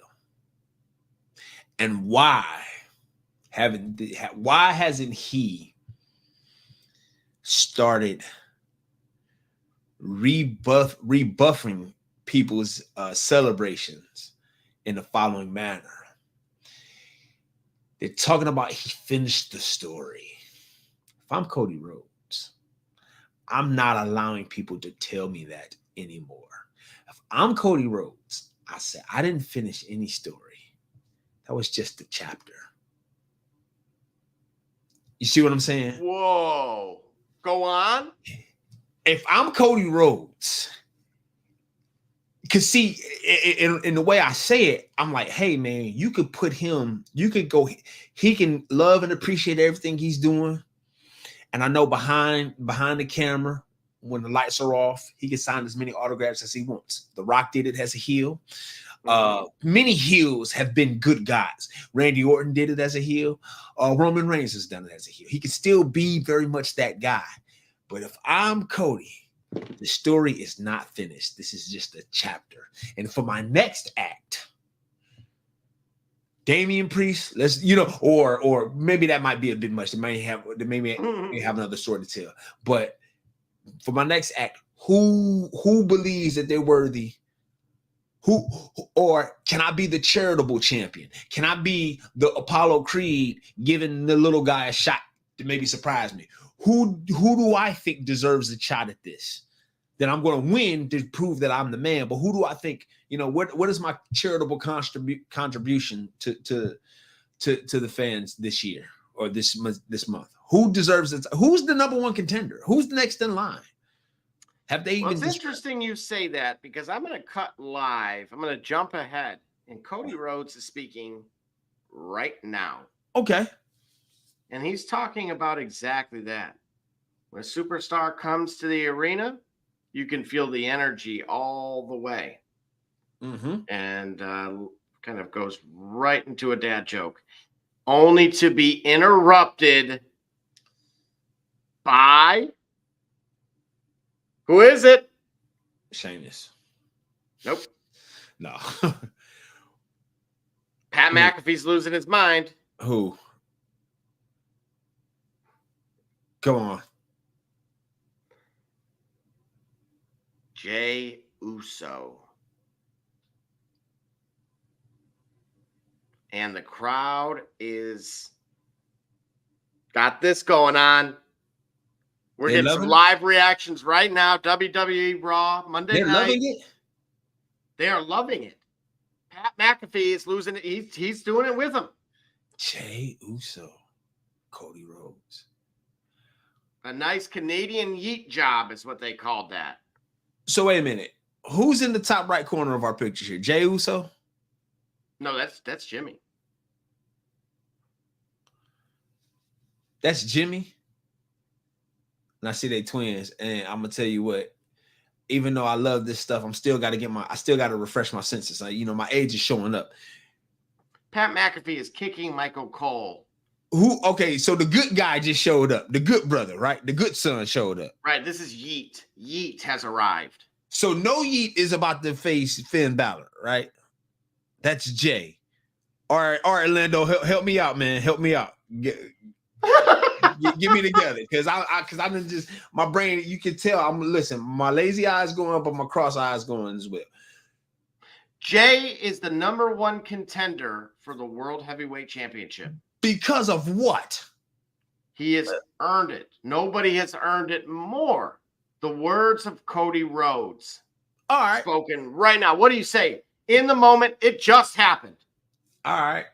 They better put on a heck of a show. He gives him credit for finishing the story, helping him. Well, wait a minute. Maybe it is Jay that's going to be going against Finn Balor. Yeah, that look like Jay. Ah. Now, what's this all about then? Because again, Jay gives him credit for helping him, if you remember. Okay, so he gave Jay credit for helping him win, for helping him at WrestleMania.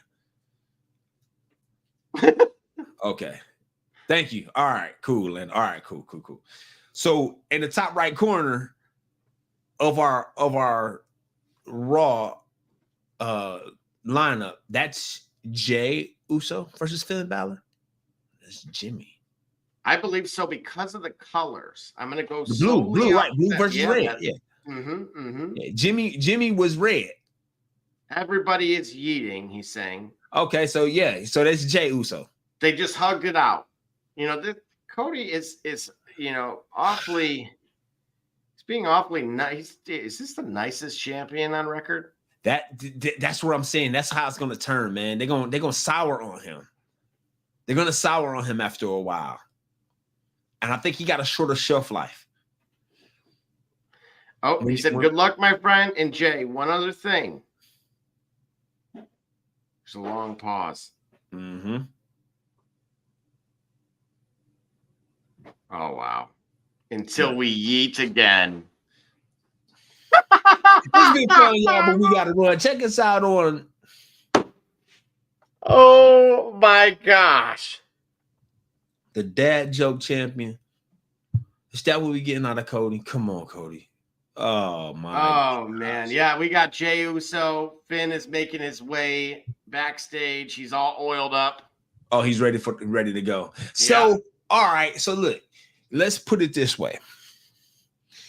If we're going to speak from fans of the moment, if we're going to speak from suspension of disbelief as fans, all right, cool, yay, woo. If we're speaking from it as, hey man, we want to make sure this guy is ready because we're actually putting some steam behind it. Because truth be told, based off of the stories and who we have available, Jay's really got the best story that we can go with. He's the most seasoned talent. We put the belt on Damian Priest. Drew McIntyre's got other things to worry about. We don't know where Brock is. We don't know what we want. We don't know where or what we plan to do with Brock. We don't know where or what we plan to do with Sheamus. Now, wait a minute. I'm going to interrupt you because I want to ask you. Yeah. Brock Lesnar supposedly has confirmed that he's coming back and that potentially is not only just coming back, but potentially for Mania 41. Oh, for sure. Now, with that detail, as you stated a second ago that you weren't sure what to do with him. What would you do with him if that was the context that it was going to be at WrestleMania 41? He's going to make life a living HE double hockey sticks for Cody. Because remember, Cody's the last guy to pin him clean. Does Cody hold on to the belt that long? Cody's going to be I don't know. Cody's going to be in the main event picture. I would imagine that Cody walks into WrestleMania 41 as champion. Does he hold the belt the entire year for that? I'm not sure. See, like I said, good guys don't last as long in the 21st century. You got to have some type of edge. And I say this, and I reference this point specifically. Oh, because another guy we've got that's on the shelf, CM Punk. You hated him, or you liked him because you hated him, or you hated to like him, but you have to have an edge. See, good guys don't last on top. You have to have angst. And this has been the trope of WWE going all the way back to what started the Attitude Era. Cody doesn't have that. It's going to, and I hate it for him because it may sour on him. So now what do? What are you going to put him in NXT? Nah, you don't put him in NXT, but you have him chase the title. I don't think Cody's run as champion is going to be uninterrupted. I think he might have this belt. It wouldn't surprise me if SummerSlam he ends up dropping it in some crazy fashion. Somewhere before the end of calendar year 2024, Cody drops the title. But he don't remain out of the title picture for long, right? I definitely would love to see Cody have a shocker, and I would love to see Cody versus AJ Styles in a main event. How do you have that happen? You got to have AJ Styles either get the title from him or come in the match with the title. But I don't think his run is uninterrupted. I don't know that the good guy's going to last that long being the good guy. Yeah, and I can't disagree with that. I really do think this could be quite the opposite of what we saw with Roman Reigns. It was a great story. Yeah. And we got the closure, if you will. That's the problem. That's what I'm saying. That's what I say, man. You got to quit telling people that it's the story. Like I would be, if I'm Cody Rhodes, I would be saying that. Like, listen, the story is not finished. The chapter is. My story includes me running with this title, not just getting it. So who else do I do that with? Yeah, you deserve to be champ. I'm gonna be the man of the people. I'm gonna give you the shot, and you get a title shot. And you get a title shot. And everybody gets a title shot. Like, no, man, this ain't open stars, man. Like, come on, man. Like, no, cut this out, man. Your run gotta be you gotta be the nightmare. If you're the American Nightmare, make it so. Well, you know what? We hear this all the time. We hear about kind of those championship hangovers. And again, you went and saw a very determined kind of the hunter, as you pointed out, with Cody prior to completing this. Yeah. And becoming champion. And now it of course he's being hunted, but I mean that's is he being hunted? Like, who's hunting him? I think it's merely a matter of time. He named his number one contender. I mean, he had, I don't know how that was just granted, as you've even kind of questioned. And that, I'm sure that's, if he loses to Finn right now. He ain't going to lose to Finn. That's no. what I say. If we're talking about this from a build-up stand, he ain't going to lose to Finn. This just confirms he's not going to lose to Finn. The Finn is there to get him better prepared. I believe they want Jay in that main event. They want Jay ready for the main event. They want Jay to do that. I think Jay's move and skill set and style set, I think Jay's got a decent enough mic work that they really want him to be that Nate, but he's got to season up he's got to season very quickly. There you go again with that. Yeah, he's gonna need some seasoning very quickly. I mean, you know what I mean? You can broil a steak. You can make a great steak on broil. Okay, I've had them. But you have to watch that oven. You gotta watch that oven. You follow me? You have to. If you're not watching that oven, you try to broil a steak. Good luck. Okay, good luck. You can stop a burglar with what comes out of that oven. Well, I'm going to say this. We had footage of Chad Gable being interviewed during a training session before the show. He said he's winning the title. Winning the title would mean a lot. And then we have Andrade versus Dirty Dominic Mysterio. Yeah. Of course, I'll put it this way. What I come to learn is I did not know for a long time why I was always watching Greg the Hammer Valentine and Tito Santana every time I watched wrestling on Saturdays and Sundays. I didn't know what I was actually watching. Like why I would always watch Tito Santana and Greg the Hammer Valentine and the Brooklyn Brawler. I did not know what I was watching at the time. I didn't like those guys, but then I was always watching them. And then I come to kind of get used to it. You get used to it because it's your environment. Like Greg the Hammer Valentine. They were prepping the guys to come up. I didn't know what jobbers was. I didn't know what enhancement talent was. I knew none of these things, but I didn't. I just know they was always on TV every Saturday. Tito Santana losing to somebody, and Greg the Hammer Valentine, he would be winning. He would be kind of like win sometimes. But Tito Santana would always be losing. But I didn't realize when I came of age, Tito Santana had already completed his Intercontinental title run. So he was already after his peak, but I didn't know that at the time. I thought he was a terrible wrestler. I thought he was sorry. I thought he was bad. So now you get Dirty Dom versus Andrade, right? Okay. They want big things out of him. I think and I hope out they of can who? Get out of who? Let's see. Who are we specifying? Out of Dom. This is a waste of Andrade's time unless he's being punished for something. Whoa, why do you say that? Because it's Dirty Dom Mysterio on this Monday Night Raw. Why isn't he biting? Why isn't he in the Intercontinental title picture? I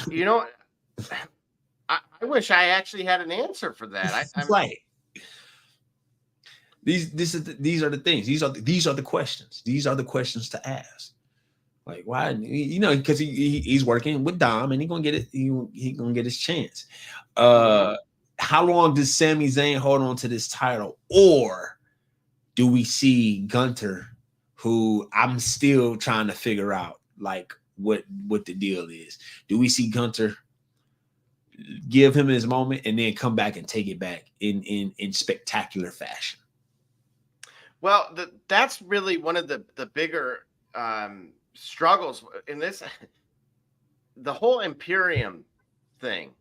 Okay. Where do we go from here, right? It almost felt like he was, he was carrying them at one. You've, of course, been on record of saying, speaking of guys being force-fed or that you had to watch. Yeah, I did, man. I don't get it, yo. I don't get it, man. I don't know if you saw the comments. That there were a lot out there that didn't agree with your take on that. Oh, really? Oh, no. I got to go back and see it, man. Yeah, I got to go back and see it. Yeah. Listen, I want to look for those men. Man, they roasted me so bad about my lazy eye, bro. Oh man, there's a couple of people that saw it. They roasted me so bad about my lazy eye, man. Like, you know what? No, Oh, no, yeah, they did. They did. Oh, yeah, no. they did. They said, listen, the plane that I was on, they said it didn't reach max altitude. Oh no. Oh boy. Yeah. So I appreciate all of that. Keep it coming, right? Hey, I'm still gonna be here. You know what I mean? That's what happens when you enter the public domain. For sure. So, nevertheless, yes, we appreciate the positive feedback at least. We appreciate it all. Okay, right? But all right. So I need to go back and I want to see what they said. I gotta take a look and see more of what they said. Review those again. But I did not get it, bro. I did not get it. Listen, I understood more when it was Alberto Del Rio, because for me, Alberto Del Rio why I liked him is because he always had something. I think I said that before. He's like he always had something. Like there was a smack to the ribs and then DDT. You know what I'm saying? There was something like a kick out of nowhere that made sense. It was like moves that could make sense versus any opponent. Even if he had to go in the ring against Brock, he had something that. First of all, he had a big enough size, but he had something that he could give that would stop you in your tracks. And there's something that I didn't see it with Gunter, and I need to, and I'll go back and watch it. Yeah, and again, just to finish that match, Andrade he did win, of course by pinfall with the message, and post-match though, of course, JD McDonough, put the boots to him. Yeah. And then Ricochet made the save. So, yeah. That speed title, that's up his alley, man. And that's why I'm I thought that was a little interesting that was who, came through for him. And they transitioned right into a recap of the all new, all different, not Ford vehicle, but instead Bloodline forming on SmackDown with Tama Tonga, drumming Jim Uso out of the group. Yeah. And of course, Jey Uso's interviewed. He talks about, how dangerous the Bloodline is. And he told Jimmy to come with him. And then, of course, we had, we were going to have up next Chelsea Green and Piper versus Katana Chance and Caden Carter. Wait a minute. Run that back because I'm looking at Orlando's tweet again. Yeet is the good one, right? No Yeet is the bad one, right?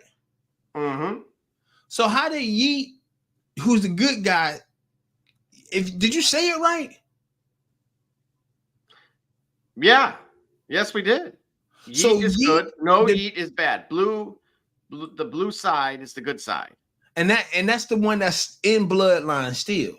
Mm-hmm. No, he is not. He's not. All right, I think you said it. All right, got you. All right, I'm gonna need a pop quiz after this to make sure. Make sure I get this right, man. We can't dissuade our fans this way. I like to be right and not tell them wrong stuff and then just not know it. You know what I mean? Right, exactly. Thank you, Orlando. There it is. Bring that up for everybody. Thank you. He probably he don't trust. At this point, we should have sent him an invite. Yeah, Orlando, like Metro Boomin and Future, we don't trust you. Well, during that interview, Jay Yeet is saying. He's only reiterating how dangerous the Bloodline is. Yeah. So the existing Bloodline. Okay. And that's why he told No Yeet, for context, to come with him. Oh, okay. Got you. Come leave the dark side. Mm-hmm. Okay. All right. Now what you're saying makes sense. Okay. Yeah. And so, of course, basically the 3-minute match with Chelsea Green and such. Right. There was she hits kind of a Sister Abigail, katana dives, and then Piper catches her, throws her to the floor, and breaks the near fall. Then, of course, they interview both. They show a clip of Cody. They show Liv Morgan backstage. She actually reiterates her stance, saying eye for an eye, shoulder for a shoulder. And ultimately, a thumb for a thumb, an elbow for an elbow. Exactly, basically. Fingernail. And so that's where, again, currently, they, believe it or not, actually interviewed Nia Jax. And said she doesn't give a darn about Rhea, and no one will stop her from taking the title. You happened to bring her up earlier. Mm-hmm. No, wait a minute. There's still 2 women's titles, right? The one Bailey got and the one Rhea got, right? And one You Rhea got it. Yep. Exactly. Well, hey, that one makes sense. Put it on her. Let's see what she can do with it. I'm waiting for Bianca or Jade to figure that thing out. And that's gonna be a good matchup. But you know what? Are we gonna get any female additions to the Bloodline?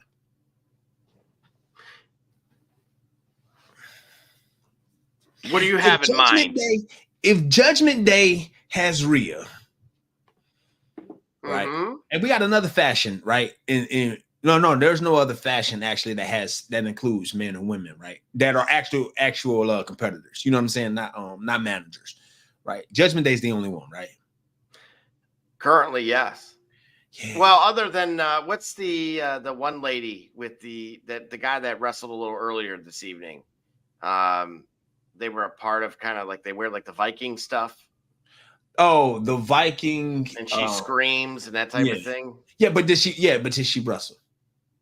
I did see her wrestle The a time Viking or Raiders two. or something like that, right? Yeah. So I mean, I guess technically, yeah, we got to get a female member of the Bloodline. Now that has a heel. Interesting.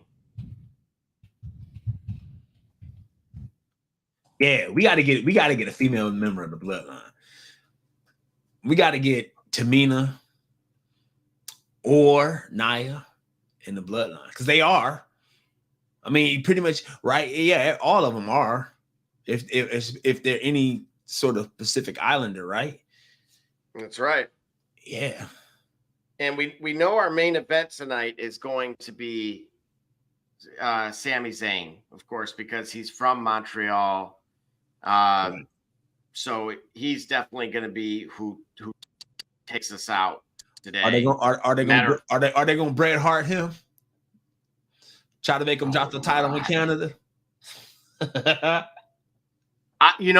Because we saw Triple H tonight, I think it would be in his best interest if that wasn't the outcome tonight. Right. And if he were, in his like our host in his footed pajamas, or bunny slippers, as he says quite frequently, right?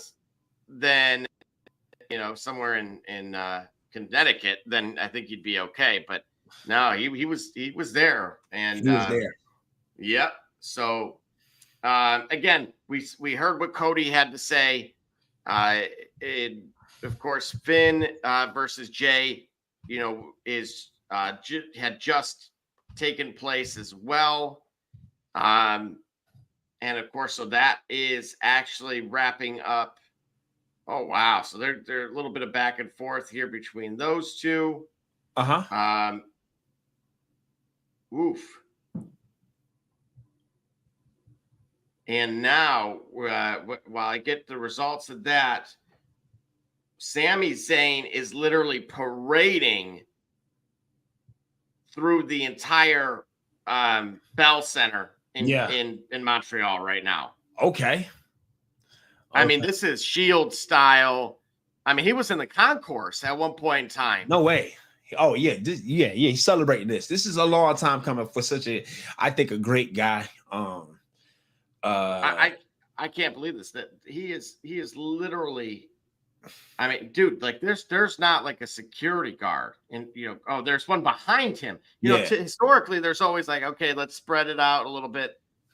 But imagine the surrealism of that moment, though. You're a child, you come Toronto, Canada, you come to see a live event. You're on Raw, you're watching Raw, and like Sami Zayn, the Intercontinental Champion, is making direct contact with you. You know what I'm saying? You 5, 6, 7. Like, this is a recruitment strategy that only a Nick Saban would love. You get what I'm saying? To be able to see it, because at that moment, oh yeah, you got the bug. Now you training hard. You get what I'm saying? So this is a cool moment. This is a great moment for him. See, his story, do you kind of see that Cody Rhodes and Sami Zayn are telling the same story right now?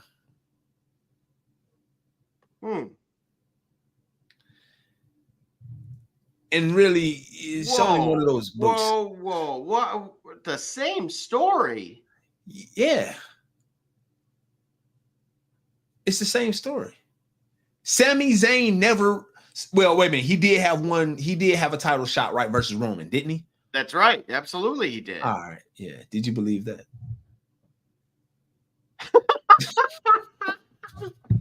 Do you get? Whoa! You can't do that to him. Okay. I'm not doing it to him. I'm doing it to you. Did you believe it? Darn it! I walked right into that. And you know what? Show your face when I ask you this question. You know, I'm glad I didn't. I'm so glad I didn't. Exactly. So again, like I say, for him to have Gunther, right? Because if you really believed it, if you believed that he really stood a chance versus Roman Reigns, if you did, then the match he had with Gunther would not have had as much momentum. And again, and it's well documented my opinion about Gunther. Even I was sold on the idea of how big this was for Sami Zayn. They're telling the same story. Come on, his first title defense is Chad Gable, a guy that everybody wants to also see. Jey Uso versus Cody Rhodes. It's the same story, bro. Hip Hop is Dead and Kingdom Come came out in 2006. It's the same album. Jay-Z and Nas. Hip hop historians understand what I'm saying. You're going to give someone a heart attack out there. I'm telling you, I can't believe this. So I'm saying there's got to be something's got to give way. It's the same story. All right, tell me this: is Damian Priest's story going like this right now? Nope. No, not at all. Now he won it by surprise. So if it fit in the bag, you know what I'm saying? If the shoe fit, wear it, you know what I mean? But it's not the same story. So again, we get the homecoming that Cody does it. I mean, it felt like it a little bit for him, but not like this. I mean, this is going to be something you see. That entrance was absolutely epic. I know you'll get a chance to see it. I'd love to, I wish we could have pulled it up, but yeah, in due time, I'll be watching it. But I'm telling you, that was one that you got a dose of nostalgia in the, like, it was surreal. Yeah. You don't think about, the Attitude Era, and whether it was outside of the building in some cases. Okay. Sometimes those fights would be in that concourse level. I think I've seen popcorn get thrown once, go flying up in the air. And you could tell there was no security. This guy really felt at home. Right. And not even like just loosely trying to say metaphorically or like, hey, that is his hometown. But if you want to know what makes that different, is there was not a crowd of security guards saying, okay. And I've seen that before, right? When the Shield was around, you would, when that music hit, then the crowd goes, yeah, for sure. But to witness that, to watch him, for him to part his Red Sea of Montreal Canadian fans in the Bell Center, I think it's going to be something that lives well beyond his title run. Now what happens if Cody's getting he's getting the same type of reaction? Well, this is why I'm asking you. Does it now with this, number one contender listed? Mm-hmm. Who's the number two contender? What's that? Who's the number two contender? I mean, I guess just based on the last, the match that just concluded, I would have said Finn Balor. just by default. I mean, Cody said himself he didn't think The Rock had, or the final boss had that many matches left in him, but he thinks, Jay does. Yeah.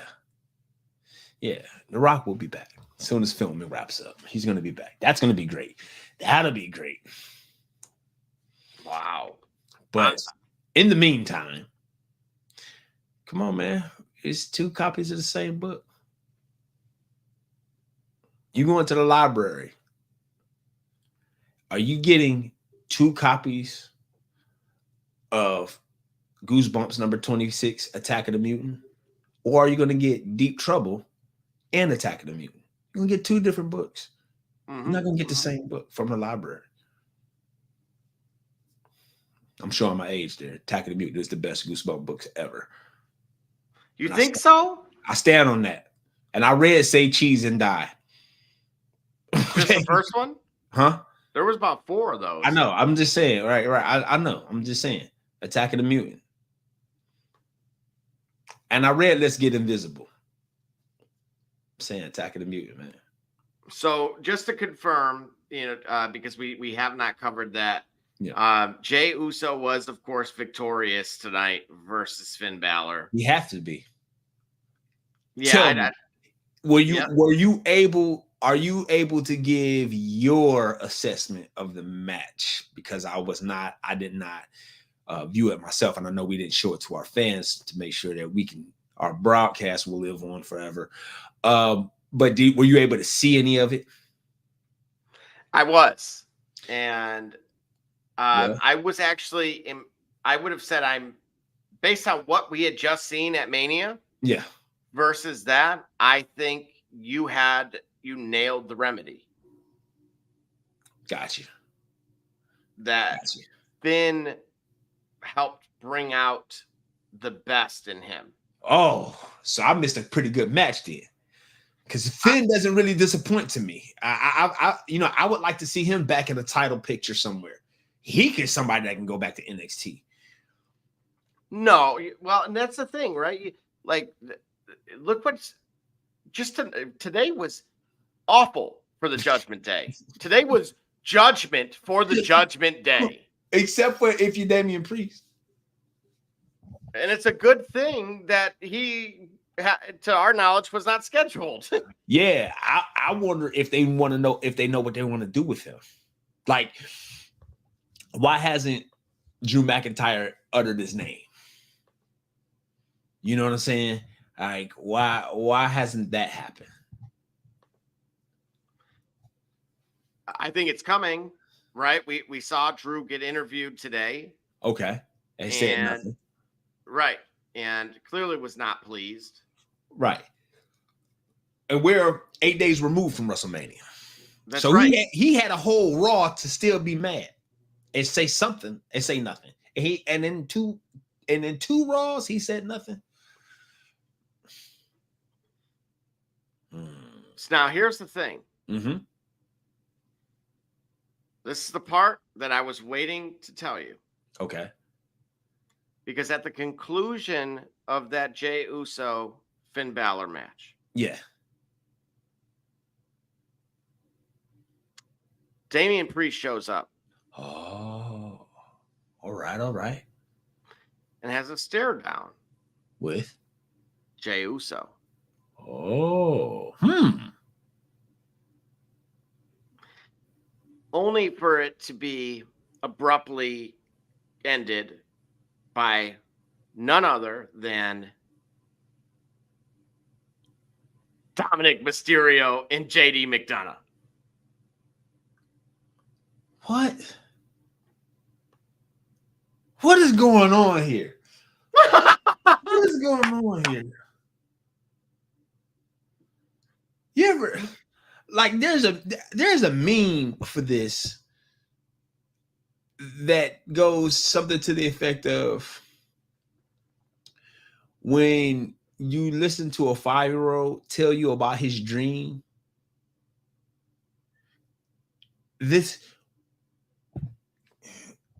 Jay is the #1 contender for the WWE Universal Undisputed Championship. not Universal, but Undisputed Championship, named by the champion himself, has a match with Judgment Day guy, wins the match, but then gets into a stare down with the World Heavyweight Champion because, and I'm turning it back to you because I don't have a clue at this point. Because, help me out, Double J. Well, and this is the thing, with Jey Uso, you got to remember he's pinned AJ Styles and Finn Balor. Yeah. Are we calling him the Bullet Club killer? Wait a minute. He did pin AJ Styles. Yep. How do you pin AJ Styles and have that type of match at WrestleMania? You see what I'm saying? Yeah.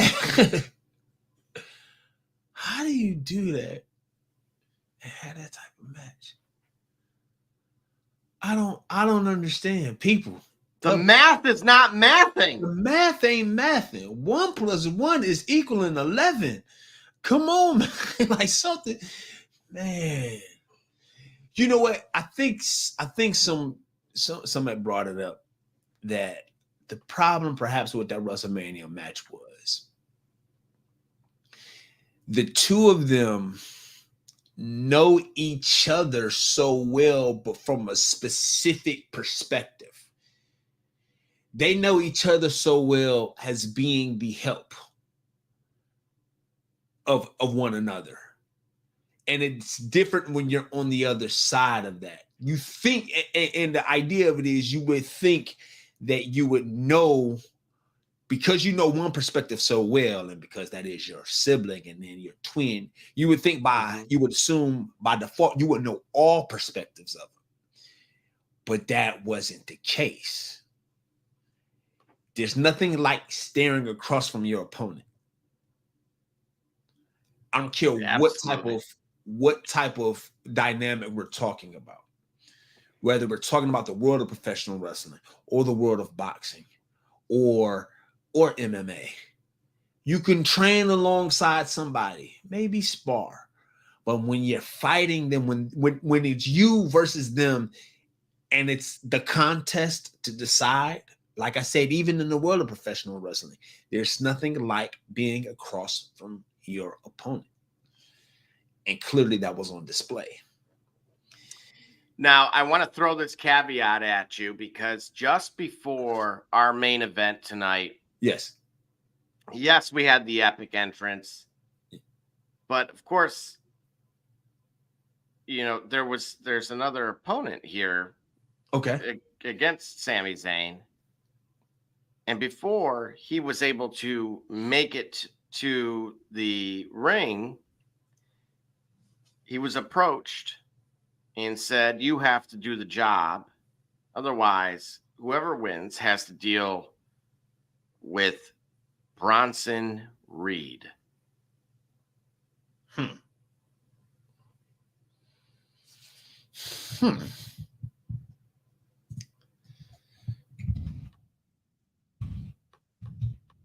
What say you to that? Big boy. Bronson Reed. Yeah, that's a problem. He says he's the next challenger for the Intercontinental title. All right. Tell him he ain't. What does his resume suggest? Well, for me, I don't think I don't know. I'm trying to put this politely, I guess I would say, because all right. To his credit, he was the Battle Royal winner. Yeah. And what does it mean winning a Battle Royal? And you want to right? What is it like? What I'm saying is, I'm not saying that has a knock on him, but what I'm saying is, you won a Battle Royal. It should substantiate something, right? it needs to count for something. Well, you get the Andre the Giant trophy, right? Is that something is that not enough? Because I'm not Absolutely necessarily not. disagreeing with you. No, when I win the Andre the Giant Battle Royal, anything that I'm saying, like I feel like these signature wins and specialty match wins should be progressive. I won the Andre the Giant battle. I'm the best big of the bigs, is what we're saying. Okay, and I like that, but don't you feel like, and I feel like there's no better person to ask than you, because you felt like Gunther was force-fed to you. Couldn't you make the claim that Bronson Reed, for at least the past year or two, you could go as far as to say that, has been somewhat being forced on us? And I'm not sure the WWE universe is really feeling it. All right. I'll put it like this, man. Triple H is the head of content. He's not doing this. I don't know what he's doing in the Vincent McMahon way. So I say that to suggest, if you feel like Bronson Reed being force fed, I'm gonna have to review the tape. I'm gonna have to. I hesitate to disagree, or I can either confirm or deny that, or I don't know. I should say I can neither affirm or disagree with you with that. I don't think he is. Then riddle me this. All right. Why does either Gable or Sammy have to deal with Bronson Reed? This is where, to that ATG trophy, are we gonna? Is that the reason why here? Yeah, I think that's what I'm saying. Yeah, he's saying, listen, like I said just a few moments ago, I've established I'm the best of the bigs. So now, since I'm the best of the bigs, now I'm going to go and prove it. I'm going to beat up the little guys, like Sammy, like Chad, and whomever else gets in the way. And once I do that, then I'll be on to the big stage. He ain't gonna call out Damian Priest. He don't want that smoke. Cody Rhodes, you know you got to qualify yourself for that. I think even now Bronson Reed suggests he ain't ready for that one yet, but he's going to go after everything else. But here's the thing, dude. How many Intercontinental title shots has Bronson Reed been granted? Like, come on. You said yourself you were a fan of a certain guy who's not a part of the company anymore, who was not given his shots. Yeah. And yet here's this dude, and this is what I mean. Over 2 years, it feels like, if there were an NXT caliber individual, I'm leaning. I think this is the one. I mean, are they going to Australia in like the next month or so? Like, I don't get it. This is okay. It's rare that I'm going out on a limb. And by all means, WWE Universe on Twitter, if you want to roast me, by all means, go for it. Or if you want to educate me, even better. But I can't believe I'm doing my best Gully impression on this and saying this one feels like I am being, I'm being held against my will, and I am being asked to watch this guy. I do not understand why Sami Zayn, who has paid his dues, who Gable, on the other hand, I was a little surprised he was the number one contender. But again, so I'm looking. So right now, I'm looking at something. I'm looking up. I'm doing a deep dive real quick. about Bronson Reed? Like, what opportunities? Okay, so I guess he had a last October he had a IC title match.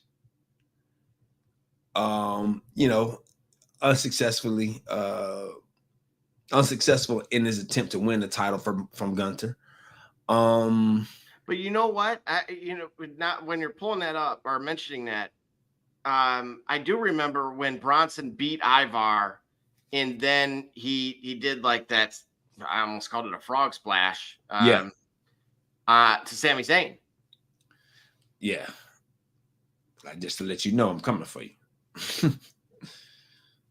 And so we're in the middle of this match. Maybe Sami Zayn is the transitional champion. Maybe Sami Zayn is the reason why Bronson Reed wins the title. Well, you mentioned Gunther coming back and having something to say, or do we fail to see Imperium for a while? Yeah, if I'm not mistaken, outside of the square circle, didn't Gunther just recently welcome a child? I thought I had seen a post about that. Yes. Yeah. So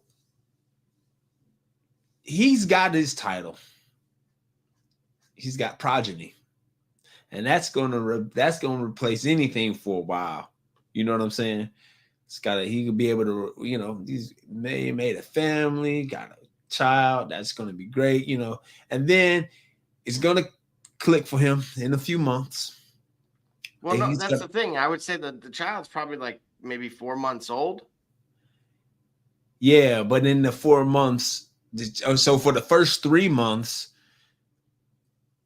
I'm the longest reigning Intercontinental Champion. You follow what I'm saying? Like, I ain't really had time. Like, it's not enough face time in the world to supplant me being able to hold my legacy in my hand and give them a bottle and change their diaper and watch them in their crib, and you admire, and the Rocky montage plays in your head. You see what I'm saying? Like, he got the time to enjoy that film. The Rocky montage. Yeah, you see the reason why you're doing this, right? I lost the title. I missed you. I wanted to, I failed you as a leader, as an example, because I kept my eye off. I didn't believe enough in you in order to keep my eye on the title. Now I'm coming back with a vengeance because it's you that I want to be champion for. So that way your dad, you can look at your dad as a champion. That sort of thing. That story that we're going to. Well, wait a minute. How did that play out for Rocky? Remember, he ended up having to go back because he lost everything in that home. His kid went back to the schools in the hood. Yeah. And ended up having to fight for his life. And, again, and what was dad off doing? Oh, he was training Tommy Gunn. Yeah. Not exactly father of the year. Right. Well, because he lost sight of the thing. Get what I'm saying? He lost sight of it.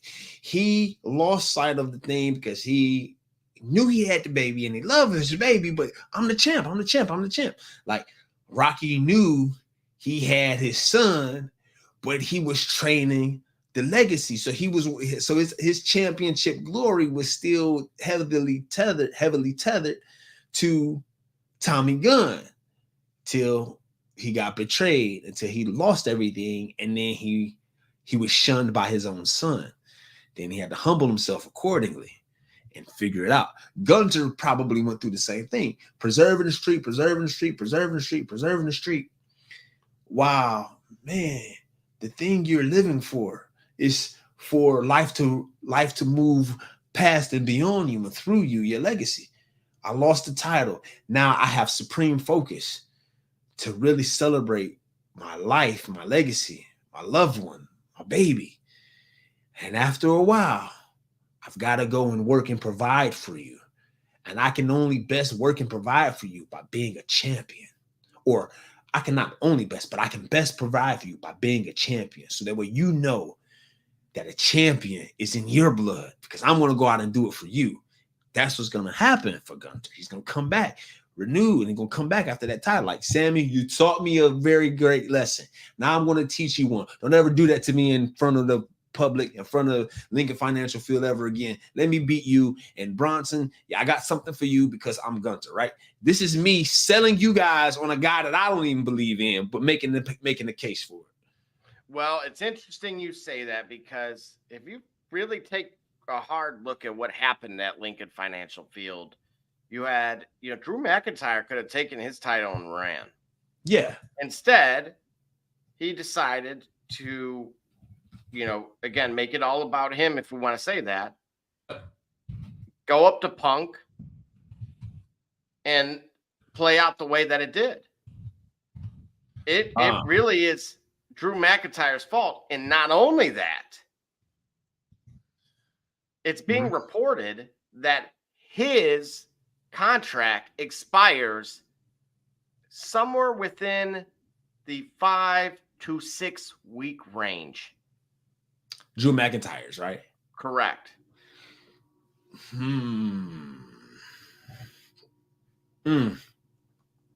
What do you do?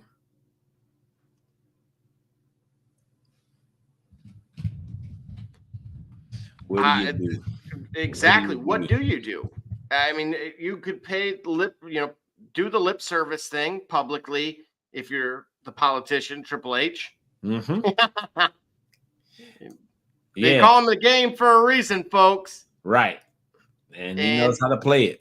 Because you got two things right now. You have not just him, but you have the man, Becky Lynch, also with an upcoming expiration on a deal that needs to, put pen to paper.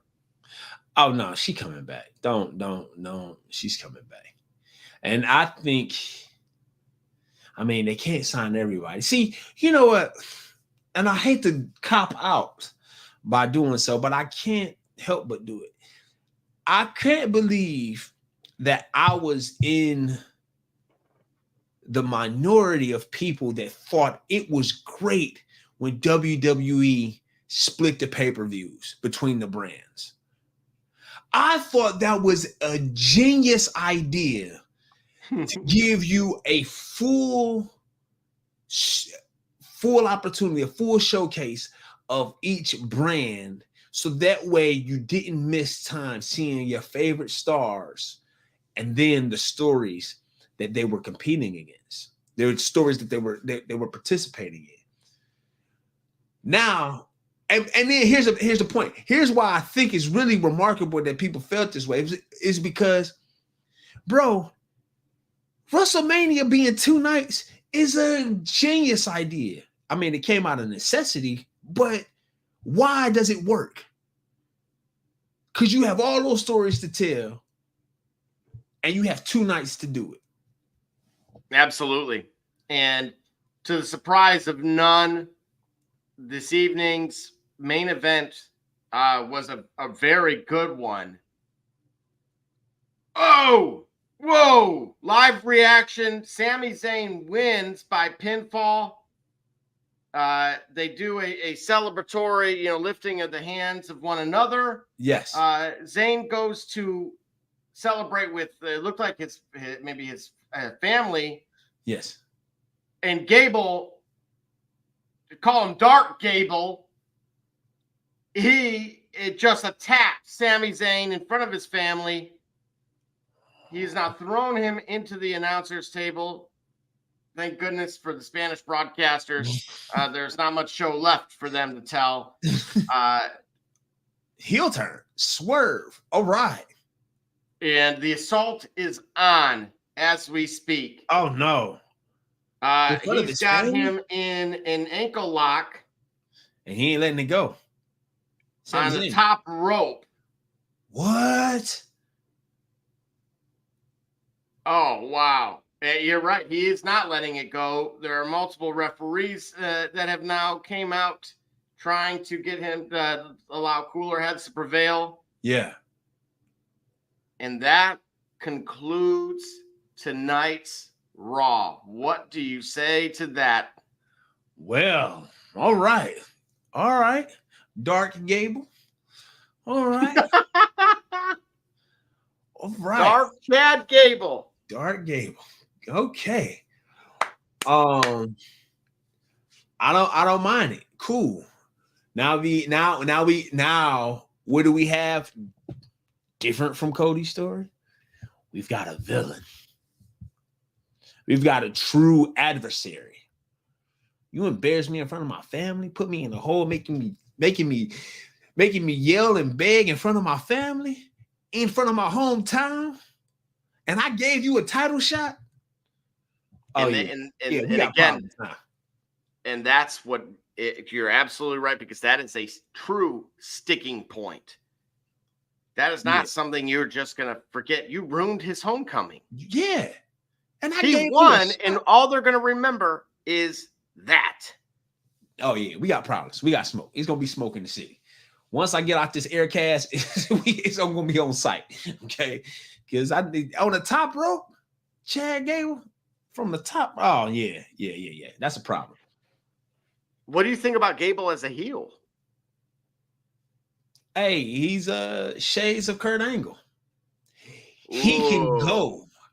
So listen, if you can go, you can be. That's the thing. If you can go and he's got a full repertoire. He can go. Then that means you could definitely be heel. If you're not, if you have a variety of a skill set, for sure. I think it can work. I think it can work for sure. I'm actually looking forward to it. I like it. Wow. I might get some Dark Gable memorabilia. He should go with that Dark Gable. Well, and here's the thing. There's got to be a lot of pent-up frustration, right? Gable lost to Gunther. Yeah. I mean, you know what? And I do remember seeing that match, though. I'll tell you that. I do remember seeing that. That was a good one. Gable made me believe he could do it. I mean, that is something that again, that heel turn. Yeah. Right, because they don't have one because Gunther's gone. I mean, you've got Reed, who I think they, like you say, if in your opinion, they're force feeding Reed to us. So he's getting authentic rejection if he's getting booed, the likes of Roman Reigns circa 2015, 2016. So you need a heel. You need a guy that you hate, and Chad is Dark Gable is fitting the bill. I think you nailed it. This is the 2024 version of the Wrestling Machine. Yeah. He need to have some gold around his waist before the end of the year. He definitely need that IC title. Oof. And again, coincidentally, like you prefaced, what occurred with the exchange with Bronson Reed, shades of these triple threat matches that we've been having quite lately. Maybe coming to an arena near you, or certainly one of the two having something to say about who holds that belt. Yeah. Any final thoughts on tonight's Raw and where we go from here before we reconvene on Wednesday? I think Raw delivered. My opinion. I think it pretty much delivered. My biggest cautions is I'm concerned. I'm a little bit more at ease about Jimmy, about the Usos, considering the programs that they're probably going to run with him. My concern is, after your victory lap, it's got to be another race. Sami Zayn's got his. Yeah. Cody Rhodes needs his, because Cody's the more deserving of a true run at championship, even more so than Sami Zayn, because we're talking about the bigger belt. Mm-hmm. But I don't want it to go stale on him. I don't want the fans to authentically turn on. I don't want them to get tired of him being a hero. I really don't. You got to be that nightmare, man. Got to be that nightmare. Well, Dark Gable is here. Dark Gable, yeah. And we will be back Wednesday 8 p.m. or 8 on the p.m. side. Yes. Don't forget, of course, to check us out on Twitter. All the socials. Please, of course, like and subscribe. If regardless if you love the content, hate the content, by all means, let us know. Let us know your take on these things. We do read it. We are of the people, not above the people, as our host says. Yes. We will be back talking some NBA playoff hoops on Wednesday with our host Barbershop Jay. And as far as us, I definitely want to turn it over to and thank D Gully. But if you really want to know what's going on, come to the shop. Walk-ins always welcome. Holla. Holla.